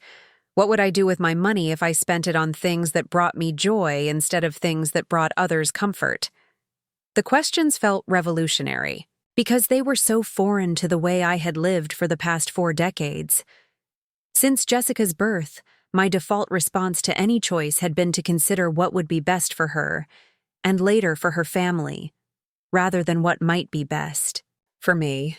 I had become so practiced at self-sacrifice that I had forgotten what it felt like to prioritize my own needs and desires. But sitting there in the quiet of my apartment, surrounded by evidence of my own good taste and creativity, I began to remember what I had been like before I became someone else's support system. I had been a woman who loved beautiful things, who enjoyed discovering hidden treasures, who had dreams and opinions and preferences that weren't shaped by other people's needs. I had been someone worth knowing, not just someone worth using. And maybe at 74, it wasn't too late to become that person again. The realization felt both terrifying and exhilarating. For so many years, my purpose had been clear and unquestioned: help Jessica succeed, support her family, be available whenever needed. Now I was facing the possibility of a life without that structure, without the constant demands that had given shape to my days, even as they slowly drained meaning from my existence. Tomorrow, I would begin the process of reclaiming my life. I would start saying no to requests that didn't serve my interests, I would stop apologizing for having boundaries and expectations. I would remember that love was supposed to be reciprocal, that relationships required mutual respect and consideration, that being family didn't give anyone the right to take advantage of my generosity while excluding me from their affection. But tonight, I simply sat with the knowledge that everything was about to change, that the woman who had been abandoned at a thrift store was not the same woman who would wake up tomorrow. Morning. She had been transformed by recognition, strengthened by truth, and liberated by the understanding that she deserved better than she had been accepting. The foundation built on decades of one-sided giving was crumbling, but from its ruins, something new was beginning to emerge. Something that belonged entirely to me. The transformation didn't happen overnight, but it began with small acts of rebellion that felt monumental to someone who had spent decades saying yes to everything. The morning after my confrontation with Jessica, I woke up and did something I hadn't done in years. I made breakfast for one person without apologizing to myself for the indulgence. I cooked real bacon instead of the turkey substitute I usually bought to save money for other people's priorities. I used the good china that had been my mother's, the delicate blue and white set I had been saving for special occasions that never seemed special enough.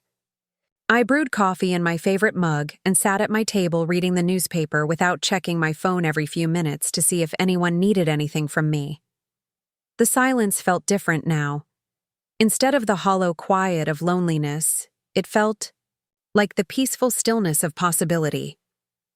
For the first time in decades, my day belonged entirely to me, and I could fill it with whatever brought me happiness instead of whatever brought others convenience. I started with my closet, a walk-in space that had become cluttered with clothes I had bought but never worn because they seemed too nice for my quiet life in Millbrook. A silk blouse I had found at an estate sale still had the tags on it because I was saving it for a special dinner invitation that never came. A cashmere coat hung unworn because I told myself I didn't need such luxury when the money could go toward Madison's piano lessons or Tyler's sports equipment. That morning, I put on the silk blouse just to make my coffee. I wore it while I dusted my furniture and organized my books, treating my own company as worthy of the effort I had previously reserved for visits from family who barely noticed what I wore anyway. The fabric felt smooth against my skin, and the deep emerald color made my eyes look brighter than they had in years. The phone rang twice that morning. Both calls were from Jessica, and both went unanswered. I could see her number on the caller ID, could hear her voice on my voicemail becoming increasingly frustrated as she left messages asking me to call her back about Derek's loan request and expressing concern about my unusual behavior during our last conversation. Unusual behavior. As if my 4 decades of financial generosity and emotional availability had been so normal and expected that any deviation felt pathological rather than healthy. I deleted the messages without listening to them completely, not out of cruelty, but out of self-preservation. I needed space to think and plan without the pressure of Jessica's expectations clouding my judgment. Instead of returning her calls, I drove to the Millbrook Public Library and spent the morning researching something I had never seriously considered before. Travel options for senior citizens. I had always wanted to see Europe, had collected travel magazines for years, and dreamed of walking through museums in Paris or sitting in cafes in Italy. But those dreams had always seemed selfish when there were college funds to fill and family emergencies to fund. The travel websites opened, up worlds I had only imagined, small group tours designed specifically for older adults, with comfortable accommodations and manageable itineraries. Cultural experiences that focused on art and history rather than adventure sports and nightlife. Prices that were expensive, but not impossible for someone with savings who stopped giving it all away to ungrateful relatives. I printed information about a 3-week European tour that included France, Italy, and Spain. The cost was $15,000. Exactly what Jessica had asked me to contribute to Tyler's private high school tuition the year before. Money I had given without hesitation so my grandson could attend a school that prepared him for elite colleges, while I continued to drive a car with a rattling exhaust pipe and postpone necessary home repairs. For the first time, I calculated what my generosity had actually cost me in terms of my own experiences and opportunities.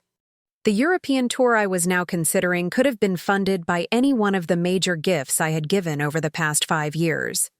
I could have traveled to Ireland, taken cooking classes in France, visited art museums in England, learned languages, and explored cultures and created memories that belonged entirely to me. Instead, I had watched other people live expansive lives with money I had provided while I remained small and stationary, proud of their achievements but absent from their celebrations.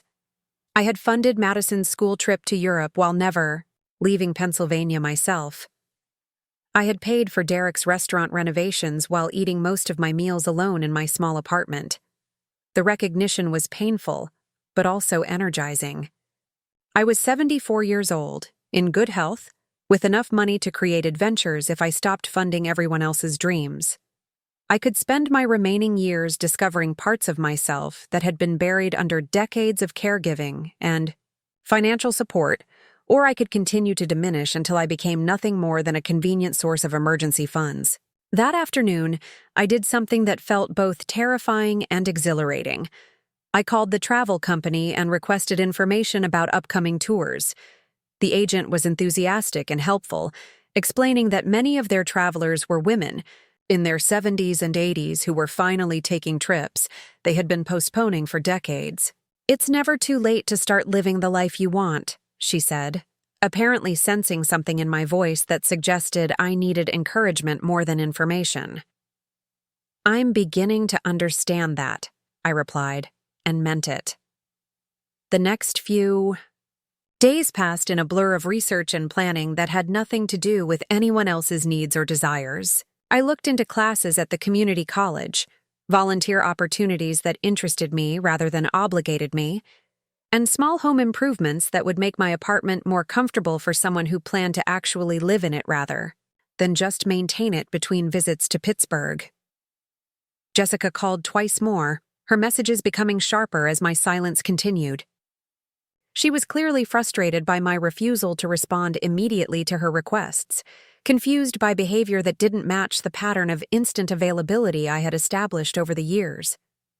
On Thursday, she showed up at my apartment unannounced, something she had never done before.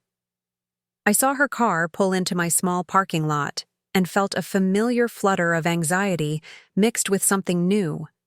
Irritation at the presumption that she could appear at my door and expect immediate attention just because her phone calls had gone unanswered. I let her knock twice before opening the door, making it clear that her visit was unexpected rather than eagerly anticipated. "Mom, what's going on?" Jessica said as she stepped into my apartment without being invited. "I've been calling you for days, and you haven't returned any of my calls." I was starting to worry that something was wrong. She was wearing expensive clothes that I had helped pay for indirectly through the money I had contributed to her family's lifestyle, and she carried herself with the confident authority of someone accustomed to having her concerns addressed immediately. But there was also something uncertain in her posture, as if my recent behavior had shaken her confidence about our relationship dynamics.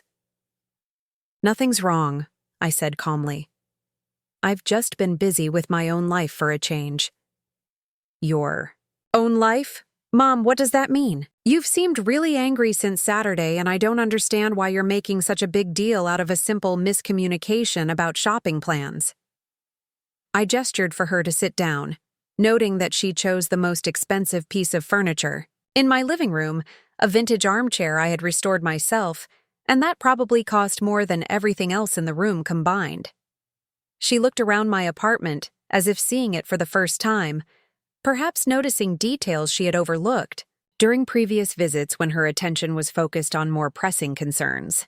"Jessica, I need you to be honest with me about something," I said, settling into the chair across from her. "When you planned the shopping trip on Saturday, did you ever intend for me to go to the outlets with you and Madison?" I watched her, face carefully as she processed the question, Saw the moment when she realized that denial would be pointless, because I had already figured out the truth. Her expression shifted from defensive confusion to something that looked uncomfortably like guilt. "Mom, the outlets can be really overwhelming, and Madison had specific stores she wanted to visit," Jessica said carefully. "We thought you might be more comfortable at the thrift store, and we were planning to meet up with you afterward for lunch." "You were planning to meet up with me afterward," I repeated, "but you left me there and went home instead. So either your plans changed, or you never intended to include me in the rest of your day." Jessica's discomfort was becoming more obvious as she struggled to explain behavior that couldn't be justified without admitting to deliberate exclusion. "We got caught up in the shopping, and Madison was tired by the time we finished. We thought you'd understand." "What I understand is that you used me as free babysitting while you handled the preliminary shopping, then discarded me when it was time for the activities you actually cared about," I said quietly. "What I understand is that you've been embarrassed to be seen with me in public because I don't fit the image you want to project in your social circles." "That's not true," Jessica protested, but her voice lacked conviction. "We love spending time with you. You're being paranoid and dramatic about something that was really just poor planning on our part." "Am I being paranoid about the fact that you only call me when you need money? Am I being dramatic about the fact that my invitations to family events have become increasingly rare and increasingly conditional? Am I imagining that my presence in your life has become optional while my financial support has remained essential?" Jessica's face flushed with anger, and what I hoped was shame. "Mom, you're creating problems where none exist. We've always appreciated everything you've done for our family. We wouldn't be where we are today without your support." "That's exactly the problem," I said. "You wouldn't be where you are today without my support, but you've organized your lives as if I don't exist except when you need something from me. I've given you nearly $200,000 over the past 15 years, and in return, I've been gradually excluded from your family's real life." The number hung in the air between us like an accusation that couldn't be ignored or explained away. Jessica's eyes widened as she processed the amount, apparently surprised by the cumulative total of gifts she had accepted and requests she had made. $200,000, she repeated. "Mom, that can't be right. Most of that money was for education and emergencies, not just gifts. Education for your children, emergencies in your household, investments in your husband's business," I said. "All worthy causes, but all focused on improving your life while mine remained static. When was the last time you asked me what I wanted to do with my money, my time, my remaining years?" Jessica shifted uncomfortably in her chair, clearly struggling with questions she had never been forced to consider. Our relationship had been structured around her needs and my willingness to meet them, and the possibility that I might have unfulfilled desires or unmet needs seemed to genuinely surprise her. "What do you want to do?" she asked finally, as if the question had never occurred to her before. "I want to travel," I said. "I want to take classes and learn new skills and meet people who are interested in who I am, rather than what I can provide for them. I want to spend my money on experiences that bring me joy instead of on other people's obligations and conveniences." "But you can still do those things," Jessica said. "No one's stopping you from traveling or taking classes." "The money I've given you over the years could have funded decades of travel and education and personal growth," I replied. "Every time I said yes to one of your requests, I was saying no to possibilities for my own life. And I was willing to make those sacrifices because I thought I was investing in relationships that valued me as more than a financial resource." "We do value you as more than a financial resource," Jessica insisted, but her tone suggested she was trying to convince herself as much as me. "When was the last time you called me just to talk? When was the last time you asked my opinion about something that wasn't directly related to money or childcare? When was the last time you included me in family plans without me having to ask to be included?" The questions hung unanswered because we both knew what the answers would reveal. Jessica's relationship with me had become purely functional, centered around what I could do for her family rather than who I was as a person. She had stopped seeing me as someone worthy of consideration and attention, and I had enabled that transformation by accepting it as natural and inevitable. "Mom, I think you're being really unfair," Jessica said finally. "We're busy people with demanding careers and active children.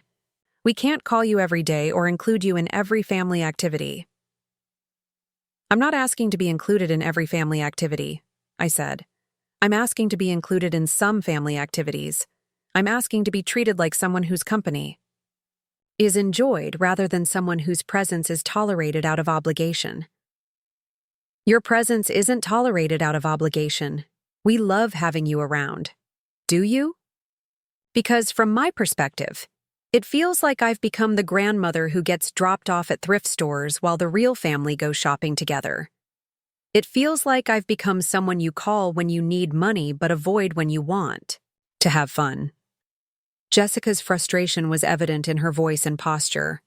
She had come to my apartment expecting to pressure me into returning Derek's phone calls and agreeing to the business loan. But instead, she was being forced to confront patterns of behavior she had never examined or acknowledged. "What do you want from us?" she asked. "What would make you feel better about our relationship?" "I want you to stop asking me for money," I said simply. "I want you to start including me in family activities because you enjoy my company, not because you need me to babysit or contribute to expenses. I want you to treat me like someone whose feelings matter, whose opinions have value, whose presence adds something positive to your life. And if we do those things, will you help Derek with the restaurant loan?" The question revealed everything I needed to know about Jessica's priorities and understanding of our relationship. Even in the middle of a conversation about my feelings of exclusion and exploitation, she was still focused on securing financial support. My emotional needs were obstacles to be overcome rather than legitimate concerns to be addressed. "No," I said. "I won't be helping Derek with the restaurant loan, and I won't be providing financial assistance for family expenses going forward. I'm done being your family's bank account." "Mom, that's really selfish. We're not asking you to give us money. We don't need. Derek's business is solid, and this expansion could secure our financial future." "Your financial future," I corrected. "Not mine. I've been so focused on securing your financial future that I've neglected my own.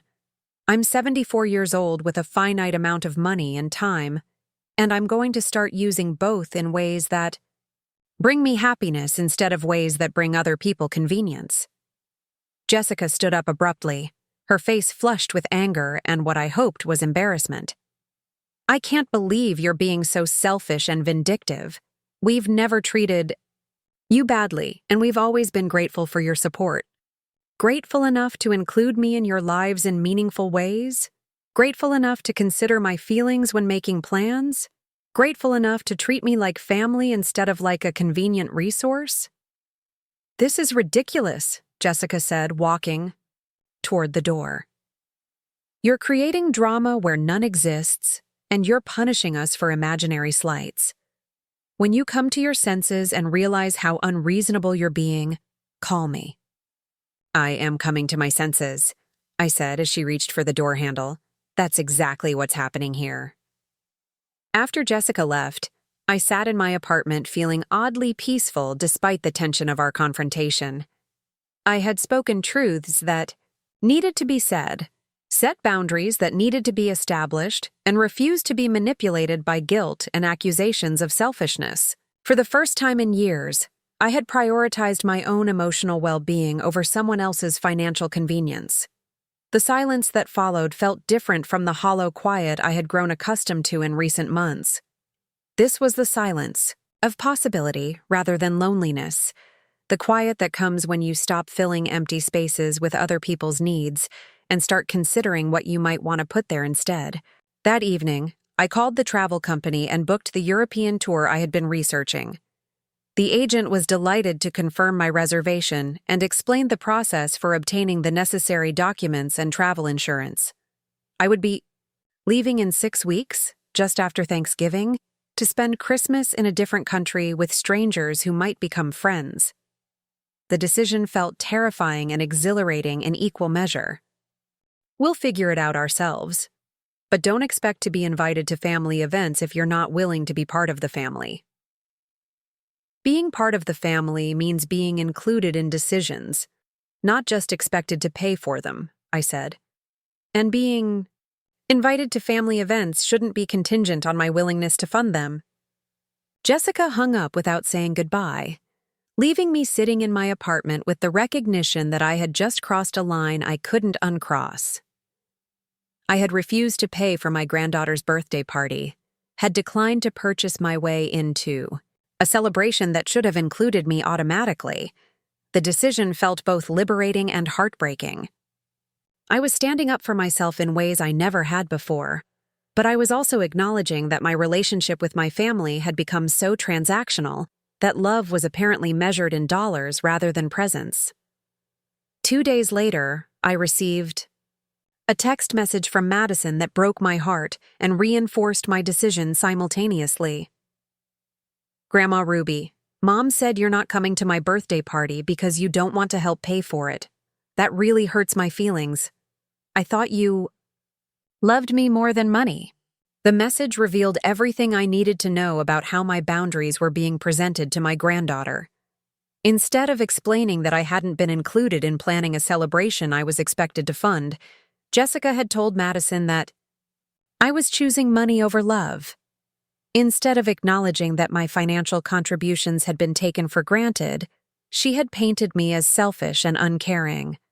I called Madison directly, something I hadn't done in months because our communication had become filtered through Jessica's schedule and priorities. She answered on the 3rd ring, her voice cautious and hurt. Madison, I need you to understand something important, I said. I love you more than I can express, and my decision about your birthday party has nothing to do with not wanting to celebrate with you. But Mom said you won't help pay for the party, so you can't come. Your mother is wrong about that, I said gently. I can come to your birthday celebration whether I help pay for it or not, because I'm your grandmother and I love you. But I won't contribute money to a party that I wasn't asked to help plan. What do you mean? I mean that your parents planned an expensive celebration without asking me what I thought would be meaningful for your birthday, then expected me to contribute thousands of dollars to pay for their decisions. That's not how families should work. Madison was quiet for a moment, processing information that clearly differed from what she had been told. So, you do want to come to my party? Of course I want to celebrate your birthday with you, but I think we should plan a celebration together, something that focuses on what you actually want, rather than what your parents think will impress other people. What kind of celebration? What would make you happy, Madison? What would feel special and meaningful to you, regardless of how much it costs or where it takes place? Madison thought for a moment before answering. I'd like to do something where we could actually talk and spend time together, instead of just taking pictures and eating fancy food. Maybe something smaller, where I wouldn't have to worry about impressing everyone. That sounds perfect to me, I said. Would you like to plan something like that together, just the two of us? Could we? Mom and Dad have been so focused on the venue and the decorations that they haven't really asked me what I want. We absolutely can. Why don't you come visit me this weekend? And we'll plan a birthday celebration that's actually about you instead of about appearances. When Madison arrived at my apartment that Saturday, she seemed older somehow, more thoughtful and less performative than during our recent interactions. She looked around my small space with new interest, as if seeing it for the first time rather than simply passing through on her way to more important activities. Grandma Ruby, why don't you live in a bigger place? She asked as we sat at my kitchen table with hot chocolate and homemade cookies. You could afford something nicer, couldn't you? I could, I agreed. But I've been spending my money helping other people live in bigger places instead of focusing on my own comfort. Like helping us? Yes, like helping your family.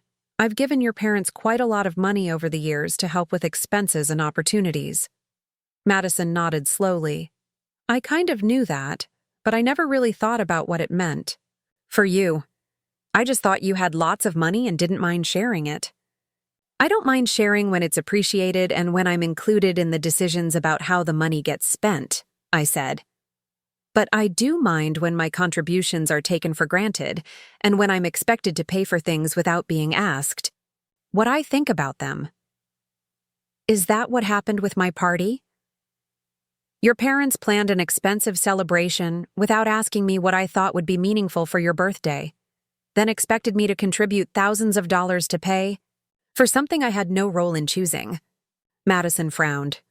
That doesn't seem fair. I don't think it's fair either, and more importantly, I don't think it's what you actually want for your birthday. We spent the afternoon planning a celebration that reflected Madison's interests rather than her parents' social aspirations. Instead of an expensive venue, we would have a small gathering at my apartment with her 3 closest friends. Instead of formal catering, we would cook her favorite meal together and bake a cake from scratch. Instead of expensive entertainment, we would create a playlist of music she loved and spend time actually talking with people who cared about her. This sounds so much better than the ballroom party, Madison said as we finalized our plans. More like a celebration and less like a performance.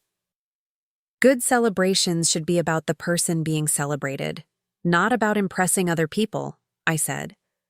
I had never traveled alone, had never been further from Pennsylvania than a family vacation to Florida when Jessica was 12. But I was done living vicariously through other people's adventures while funding their dreams with money that could create my own experiences. I didn't hear from Jessica for 10 days, the longest period of silence between us since she had left for college. Part of me wanted to call her, to apologize for being difficult and agree to help with Derek's loan request just to restore the familiar pattern of our relationship. But I resisted the urge, recognizing it as the same impulse that had kept me trapped in a cycle of giving without receiving for decades.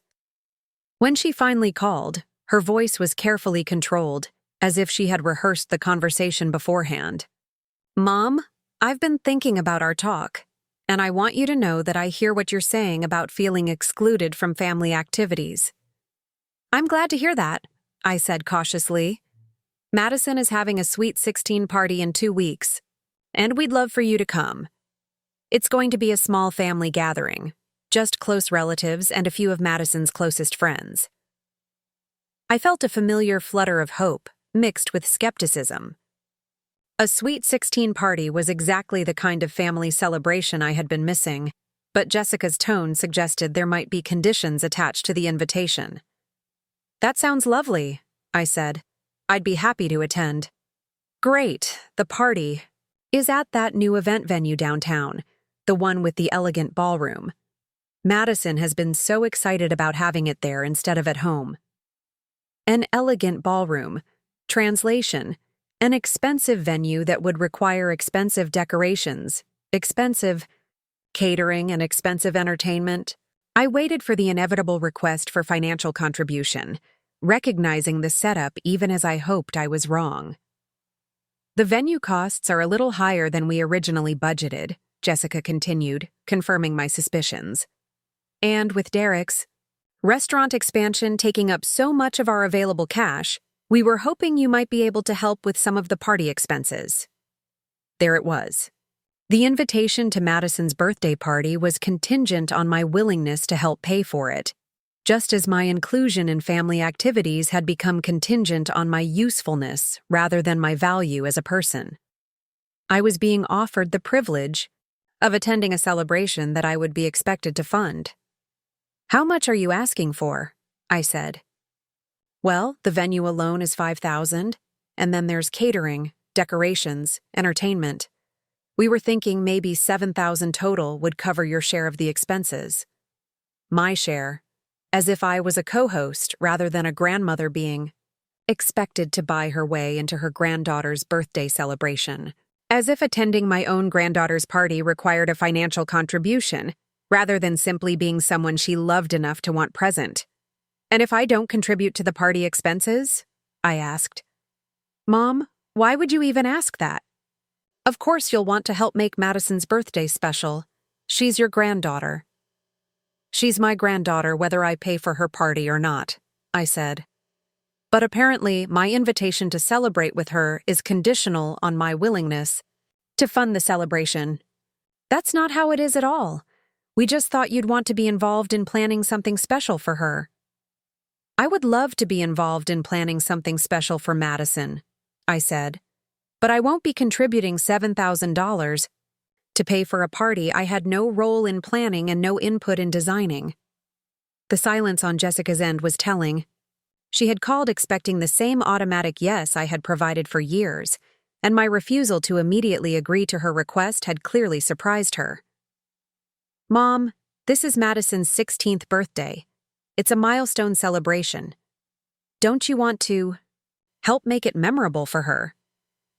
"I want to help make it memorable by being present and celebrating with her," I said. "But I won't be buying my way into my own granddaughter's birthday party." "You're not buying your way in. You're helping. Family with an important celebration." "Family helps family," I agreed. "But family also includes family in planning and decision-making, not just in paying for decisions that have already been made." Jessica's frustration was evident in her voice. "So you're saying you won't help with the party costs at all?" "I'm saying I won't contribute to expenses for an event I wasn't consulted about, at a venue I didn't help choose, with arrangements I had no input in making. If you want my financial support for Madison's birthday, then you should have involved me in planning a celebration we could all afford and agree on. But the deposits have already been made. The venue is booked. The catering is arranged. We can't change everything now." "Then you'll have to find other ways to cover the costs, or you'll have to scale back to something more affordable. Those are the consequences of making expensive plans without consulting the people you expect to help pay for them." I could hear Jessica's breathing change, could sense her struggling with the realization that her assumptions about my automatic financial support were no longer valid. She had planned an expensive celebration based on the expectation that I would contribute whatever amount was needed, regardless of whether I had been included in the planning process. "I can't believe you're willing to ruin Madison's birthday over money," she said finally. "I'm not ruining anything," I replied. "I'm declining to fund an expensive party that I wasn't invited to help plan. Madison can have a wonderful 16th birthday without spending $7,000 on a venue, and she can have a meaningful celebration with family members who love her rather than family members who are expected to finance her." "Fine," Jessica said, her voice tight with anger. When Jessica discovered that Madison and I had planned an alternative birthday celebration, her reaction was swift and angry. She called me that evening, her voice tight with fury and frustration. "Mom, you had no right to undermine our plans for Madison's birthday. We've already made deposits and commitments for the venue party." "You made those commitments without consulting me or Madison," I said. "You planned a celebration based on your own priorities and then expected other people to fund and attend it regardless of their preferences." "Madison is 15 years old. She doesn't know what she wants for a milestone birthday. We're the parents, and we make decisions about important celebrations." "Madison is 16, not 15, and she knows exactly what she wants for her birthday. She wants to spend time with people who care about her as a person, rather than attending an expensive party designed to impress your social circle." "This is ridiculous. You're turning our daughter against us and ruining an important family celebration." "I'm not turning Madison against anyone. I'm offering her an alternative that focuses on what she actually wants instead of what you think she should want. You can't just steal our daughter's birthday and expect us to be okay with it." "I'm not stealing anything. I'm offering to celebrate Madison's birthday in a way that honors her preferences rather than your social aspirations. If you want to have an expensive party at a fancy venue, you're welcome to do that. But don't expect me to pay for it. And don't be surprised if Madison prefers a celebration that's actually about her. The conversation ended with Jessica hanging up on me again, but this time I felt proud of myself for maintaining my boundaries rather than guilty for causing conflict. I was learning to distinguish between keeping peace and enabling dysfunction, between being loving and being useful. Madison's birthday celebration at my apartment was everything the venue party wouldn't have been. Intimate, genuine, focused on conversation and connection rather than appearances and expense. Her 3 closest friends came, along with Tyler, who seemed to enjoy the relaxed atmosphere more than the formal events he was accustomed to attending. We cooked Madison's favorite pasta dish together, made a chocolate cake that turned out lopsided, but delicious, and spent hours talking about books, movies, dreams, and fears. Madison opened thoughtful gifts that had been chosen based on her interests rather than their price tags, and she seemed genuinely happy in a way I hadn't seen during recent family gatherings. "This is the best birthday I've ever had," she told me as her friends were getting ready to leave. "It feels like a celebration instead of a performance." Jessica and Derek held their venue party as planned, funding it through loans and credit, rather than scaling back to something more affordable. According to Madison, it was elegant and expensive and exactly what her parents had envisioned, but it felt hollow compared to the intimate celebration we had shared. The contrast between the 2 celebrations highlighted everything that had gone wrong in my relationship with Jessica's family. They had become so focused on appearances and status that they had lost sight of what actually mattered: genuine connection, thoughtful consideration, and treating family members as individuals, worthy of respect rather than resources to be managed. Over the following weeks, I began to build a life that belonged entirely to me. I enrolled in a watercolor painting class at the community college, something I had always wanted to try but never had time for when my schedule revolved around other people's needs.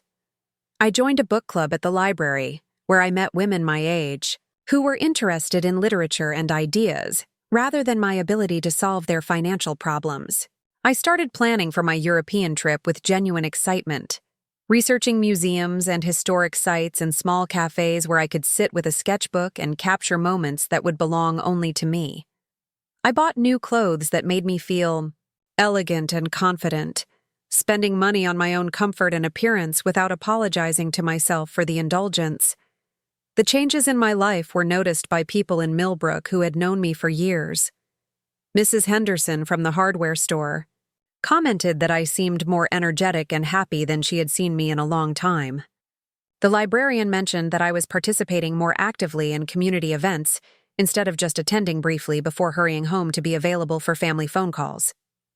I was becoming myself again, the woman I had been before I became someone else's support system. The process was both liberating and melancholy, because it required acknowledging how much of myself I had lost in the pursuit of being needed by people who ultimately took my contributions for granted. Jessica made several attempts to restore our previous relationship dynamic, calling with requests for financial help that she presented as opportunities for me to demonstrate my love for the family. Tyler needed expensive equipment for a competitive sports league. Derek's restaurant expansion required additional capital for unexpected repairs. Madison wanted to attend a summer program that would enhance her college applications. I listened to each request with sympathy but declined to provide funding, explaining that I was using my money for my own goals and priorities now. The conversations were difficult because Jessica seemed genuinely confused by my refusal to automatically provide whatever assistance was needed. "I don't understand what's happened to you," she said during one particularly tense phone call. "You used to care about our family's success and happiness." "I still care about your family's success and happiness," I replied. "But I've learned the difference between supporting people I love and enabling them to take advantage of my generosity. Nobody's taking advantage of anything. We're family, and family helps each other." "You're right that family helps each other," I agreed. "But help should be reciprocal, and relationships should be based on mutual respect and consideration. For years I've been helping you while you've been taking my contributions for granted and excluding me from the life I was helping you build." "That's not true. We've always included you in family activities." "You've included me in family activities when you needed babysitting or financial contributions. But you've excluded me from activities where my presence might be inconvenient or embarrassing, and you've made major decisions without consulting me even when you planned to ask for my financial support." The pattern continued through the winter months, with Jessica alternating between anger at my new boundaries and attempts to manipulate me into returning to my previous role as unconditional financial support. But I had learned to recognize the difference between love and convenience, between being valued and being useful. My European trip in March was everything I had hoped it would be and more. I walked through the Louvre and stood in front of paintings I had only seen in books, sat in sidewalk cafes in Rome, and sketched strangers who would never know they had been captured by an old woman discovering her artistic abilities, explored small villages in Spain where I practiced my hesitant Spanish, with patient locals who appreciated my effort more than my accuracy. I met other travelers who became temporary friends, sharing meals and stories and laughter with people who knew nothing about my history as a convenient bank account for ungrateful relatives. I was simply Ruby, a woman from Pennsylvania who loved art and conversation and discovering new places. It was the first time in decades that I had been appreciated for who I was rather than what I could provide. When I returned from Europe, I found several angry voicemails from Jessica complaining about my extended absence during a period when Derek's restaurant had experienced problems that could have been solved with my financial assistance.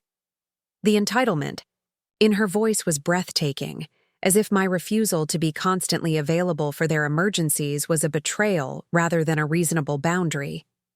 I deleted the messages without calling back, focusing instead on unpacking my souvenirs and organizing the hundreds of photographs I had taken during my travels. My apartment felt different when I returned, smaller but cozier, filled with evidence of a life that belonged entirely to me rather than serving as a staging area for visits to other people's more interesting lives. That spring, I made a decision that felt both inevitable and revolutionary.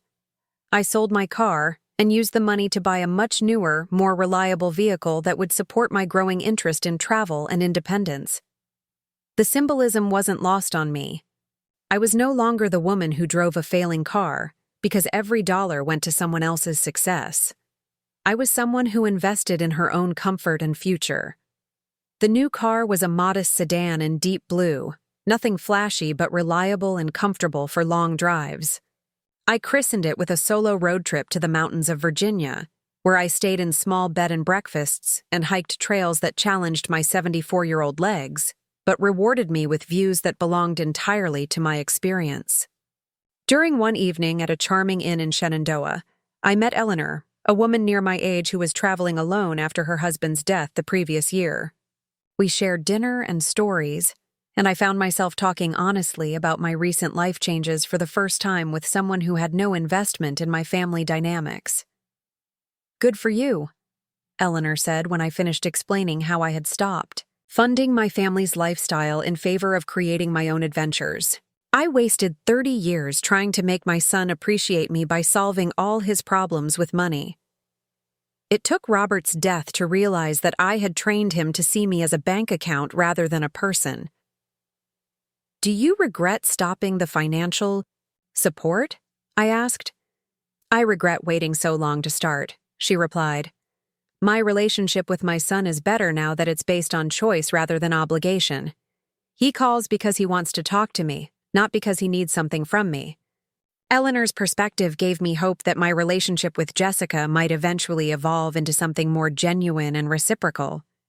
But I also understood that any improvement would require Jessica to fundamentally change her expectations about our relationship, and I couldn't control whether she was willing or able to make that adjustment. Summer brought an unexpected development when Madison called to ask if she could spend a week with me before starting her senior year of high school.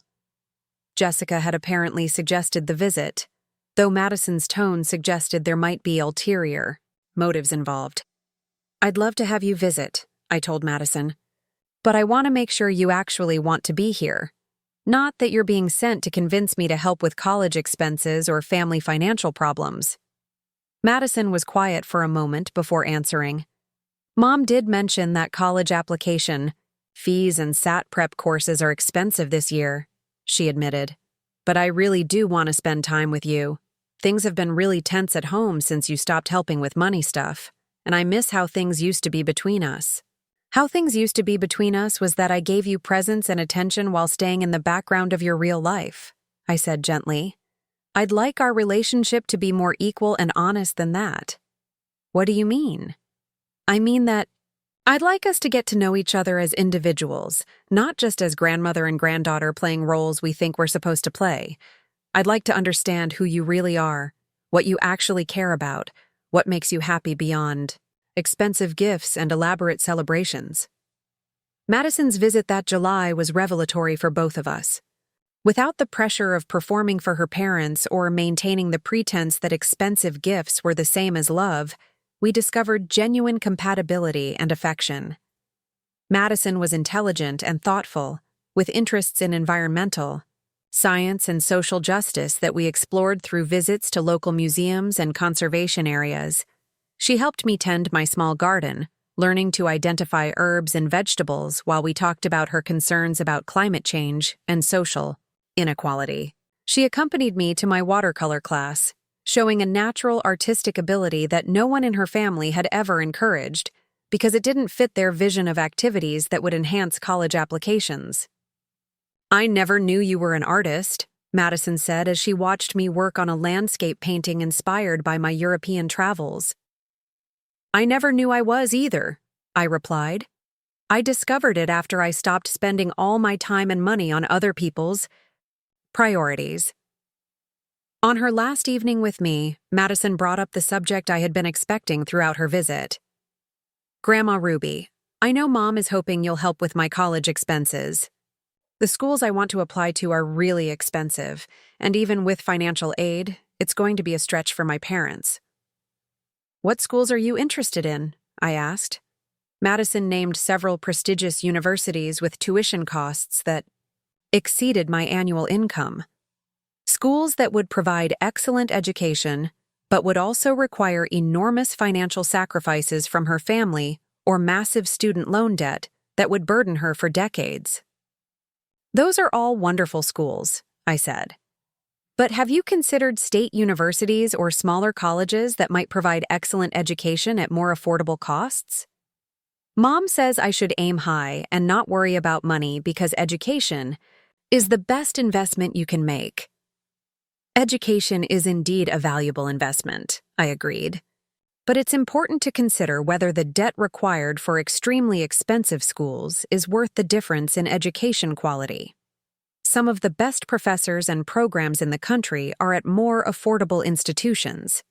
We spent that evening researching colleges that offered strong programs in environmental science at fraction of the cost of the prestigious schools Jessica favored." Madison seemed genuinely interested in several options that emphasized hands-on research and community engagement over social status and name recognition. "These schools actually sound more interesting than the expensive ones," Madison said as we reviewed program descriptions and student testimonials. "They focus more on actual learning and less on prestige. The best education happens when students are engaged with their learning rather than worried about impressing other people," I said. After Madison returned home, I received a furious phone call from Jessica accusing me of undermining her daughter's college aspirations and trying to limit Madison's opportunities out of selfishness and spite. Madison came home talking about state schools and community colleges instead of the universities we've been planning for, Jessica said. "You filled her head with ideas about choosing cheaper options instead of the best education possible." I helped her research schools that offer excellent education without requiring her family to go into massive debt, I replied. "Education quality isn't determined by tuition costs. And Madison seemed genuinely excited about programs that matched her actual interests, rather than your social aspirations. You're trying to sabotage her future because you're angry about money. You want her to settle for less because you don't want to help pay for better. I want Madison to choose an education based on what will actually serve her goals and interests, not on what will impress your social circle. And I want her to graduate without crushing debt that will limit her choices for decades. So you're saying you won't help with college expenses at all? I'm saying I won't contribute to unnecessarily expensive education when excellent alternatives are available. If Madison chooses a reasonably priced school that offers strong programs in her field of interest, I'll certainly consider helping with those expenses. Reasonably priced according to whom? You have plenty of money, Mom. You're just being vindictive because we don't cater to your every whim anymore. The accusation was so far from reality that I almost laughed. I had never asked anyone to cater to my whims. I had simply stopped catering to theirs automatically and unconditionally. Jessica, I have enough money to live comfortably for the rest of my life if I'm careful with it, I said. But I don't have enough money to fund unlimited expensive choices for other people while neglecting my own security and happiness. What security and happiness? You live alone in a small apartment and shop at thrift stores. What exactly are you saving your money for? I'm saving my money for travel, education, experiences, and the peace of mind that comes from knowing I can take care of myself without depending on anyone else's generosity, I said. I'm using my money to build a life that belongs to me, instead of funding other people's lifestyle choices. That's the most selfish thing I've ever heard. It would have been selfish 20 years ago when you were struggling to establish yourselves, I agreed. But it's not selfish now that you're successful adults with good incomes and the ability to make choices based on your own resources. That conversation marked the end of Jessica's attempts to restore our previous financial relationship. She apparently realized that I was serious about my new boundaries and that guilt and manipulation were no longer effective tools for accessing my money. The silence that followed was initially painful, but gradually became peaceful. I missed the version of Jessica I had loved, but I didn't miss the constant pressure to prove my love through financial contributions. I didn't miss feeling like a bank account with a heartbeat, valued primarily for what I could provide rather than who I was. Fall brought news that Madison had been accepted to several colleges, including an excellent state university with a strong environmental science program and reasonable tuition costs. She called to share the news directly with me, her voice bright with genuine excitement. I got a partial scholarship too, she said. Between that and in-state tuition, the costs are really manageable. Mom and Dad can handle most of it, and I can work part-time to cover the rest. I'm so proud of you, I said, and meant it completely. You chose a school based on your interests and goals rather than other people's expectations. And you're taking responsibility for the financial aspects. That shows real maturity. Would you like to visit the campus with me? Madison asked. I'm going to tour the facilities next month, and it would mean a lot to have you there. The invitation felt different from previous family events because it was based on Madison's genuine desire for my company rather than on my usefulness or financial contribution. I agreed immediately, looking forward to sharing her excitement about her educational future. The campus visit was delightful. Madison was enthusiastic and engaged, asking thoughtful questions about research opportunities and environmental initiatives. She introduced me to faculty members and current students as her grandmother, someone she was proud to have accompany her rather than someone she felt obligated to include. During lunch at the student union, Madison brought up a subject that surprised me. Grandma Ruby, I've been thinking about what you said about relationships being reciprocal and based on mutual respect. Oh? I realized that I never really asked you about your life or your interests when we spent time together. I was always focused on what you could do for me or give me, but I never wondered what would make you happy. You were a child, I said gently. Children are naturally self-focused, and that's normal and healthy. But I'm not a child anymore, and I want our relationship to be different going forward. I want to know about your travels and your art, and what you're learning in your classes. I want to be someone you enjoy spending time with, not just someone you feel obligated to help. The conversation moved me deeply because it suggested that Madison was capable of growth and change in ways that her parents apparently were not. She was learning to see me as a complete person with interests and experiences beyond my role. As her grandmother, winter arrived with another European trip planned, this time to England and Scotland, where I would spend Christmas exploring castles and museums while most families gathered around traditional dinner tables. Jessica sent a brief email expressing disappointment that I wouldn't be available for holiday celebrations, but the message felt perfunctory rather than genuinely upset. I was beginning to understand that my absence from family events was less emotionally significant than I had feared. They had grown accustomed to my presence being optional, and my absence simply meant adjusting their plans slightly rather than experiencing genuine loss. The realization was both painful and liberating. Painful because it confirmed how peripheral I had become to their real lives, but liberating because it freed me from guilt about prioritizing my own happiness over their convenience. My Christmas in Edinburgh was magical in ways that family obligations had never been. I attended midnight mass at St. Giles Cathedral, walked through snow-covered streets that looked like Christmas card scenes, and shared Christmas dinner with other travelers at my hotel. We were strangers who became temporary family, united by our choice to create holiday memories that belonged entirely to our own experiences.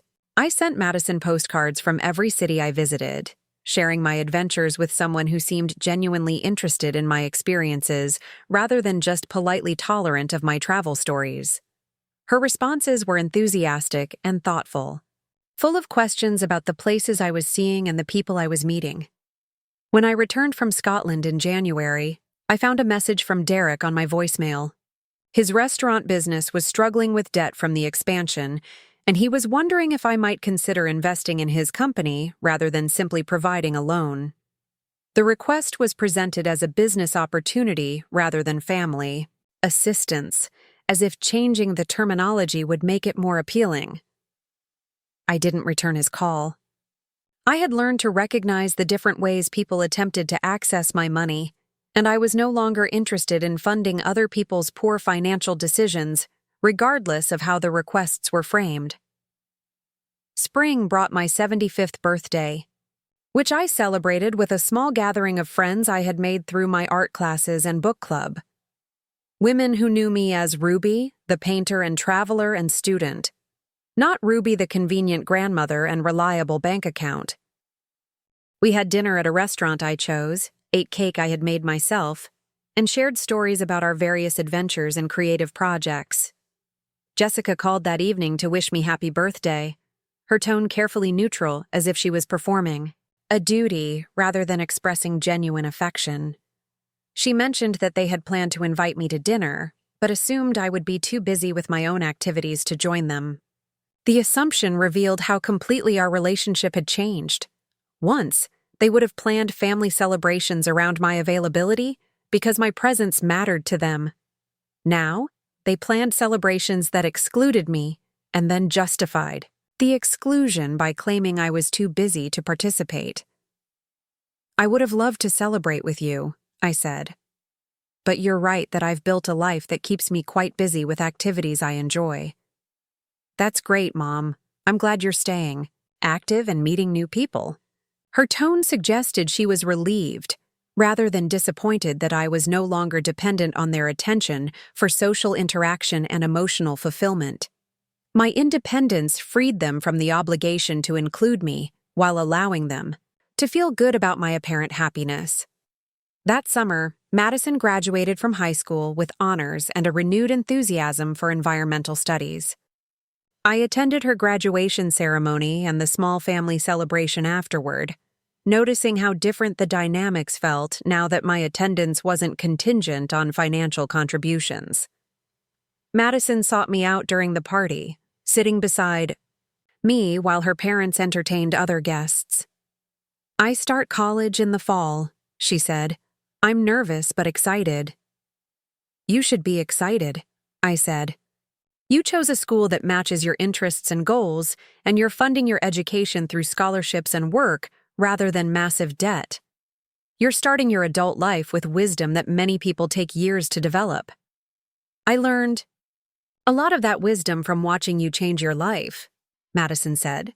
"You showed me that it's never too late to start prioritizing your own happiness, and that loving people doesn't mean sacrificing yourself for them." As I drove home from Madison's graduation party, I reflected on how completely my life had transformed over the past 2 years. I was no longer the woman who had been abandoned at a thrift store because her family was embarrassed to be seen with her. I was no longer someone who funded other people's dreams while living vicariously through their achievements. I was Ruby Mitchell, a woman who painted watercolors and traveled to foreign countries and made friends based on shared interests rather than family obligations. I was someone who had learned the difference between being loved and being useful, between being valued and being convenient. The process of reclaiming my life hadn't been without costs. My relationship with Jessica remained strained and distant, probably permanently changed by my refusal to continue our previous dynamic. Derek apparently viewed me as selfish and unreasonable, someone who had withdrawn support that had been counted on and expected. But the benefits far outweighed the losses. I had discovered interests and talents I never knew I possessed. I had created friendships based on mutual respect and genuine compatibility. I had learned to travel alone and enjoy my own company, to make decisions based on my preferences rather than other people's needs. Most importantly, I had stopped confusing being needed with being loved. I had learned that healthy relationships required reciprocity, that love without respect was merely convenience, and that sacrificing yourself for others doesn't make them appreciate you more. It just makes them take you for granted. The woman who sat in that thrift store parking lot 2 years ago, feeling discarded and forgotten, had evolved into someone who understood her own worth and refused to accept less than she deserved. It had taken being abandoned to realize that the people who left me there had done me a favor, forcing me to discover what I was capable of when I stopped defining myself through other people's needs. I was 75 years old, financially secure, emotionally independent, and happier than I had been in decades. I had learned that it's never too late to start over, never too late to demand respect, and never too late to build a life that belongs entirely to you. That evening, I sat in my apartment surrounded by artwork I had created, souvenirs from travels I had taken, and books I had chosen because they interested me rather than because they might improve someone else's mind. The silence felt peaceful rather than lonely, filled with possibilities rather than emptiness. I thought about Jessica occasionally, wondering if she would ever understand what she had lost when she chose convenience over connection. I thought about Derek and Tyler, hoping they would learn healthier patterns of relationships before damaging their own connections with the people who loved them. But mostly I thought about the future, about the painting class I would start in the fall, the trip to Australia I was planning for next spring, the novel I was considering writing about, a woman who discovered herself after being discarded by her family. I thought about Madison, who had learned valuable lessons about reciprocity and respect that would serve her well in all her future relationships. She had become the kind of granddaughter I had always hoped for, not because she needed me, but because she chose to value me. The story that had begun with abandonment had become a story of liberation. The woman who had been left at a thrift store had discovered that sometimes being discarded is the first step toward finding yourself, and that the most valuable treasures aren't the ones you find in second-hand stores. They're the ones you discover within yourself when you finally stop looking for worth in other people's approval. I was Ruby Mitchell, and I was finally home. Not in a place, but in myself. Not in a role, but in my own authentic identity.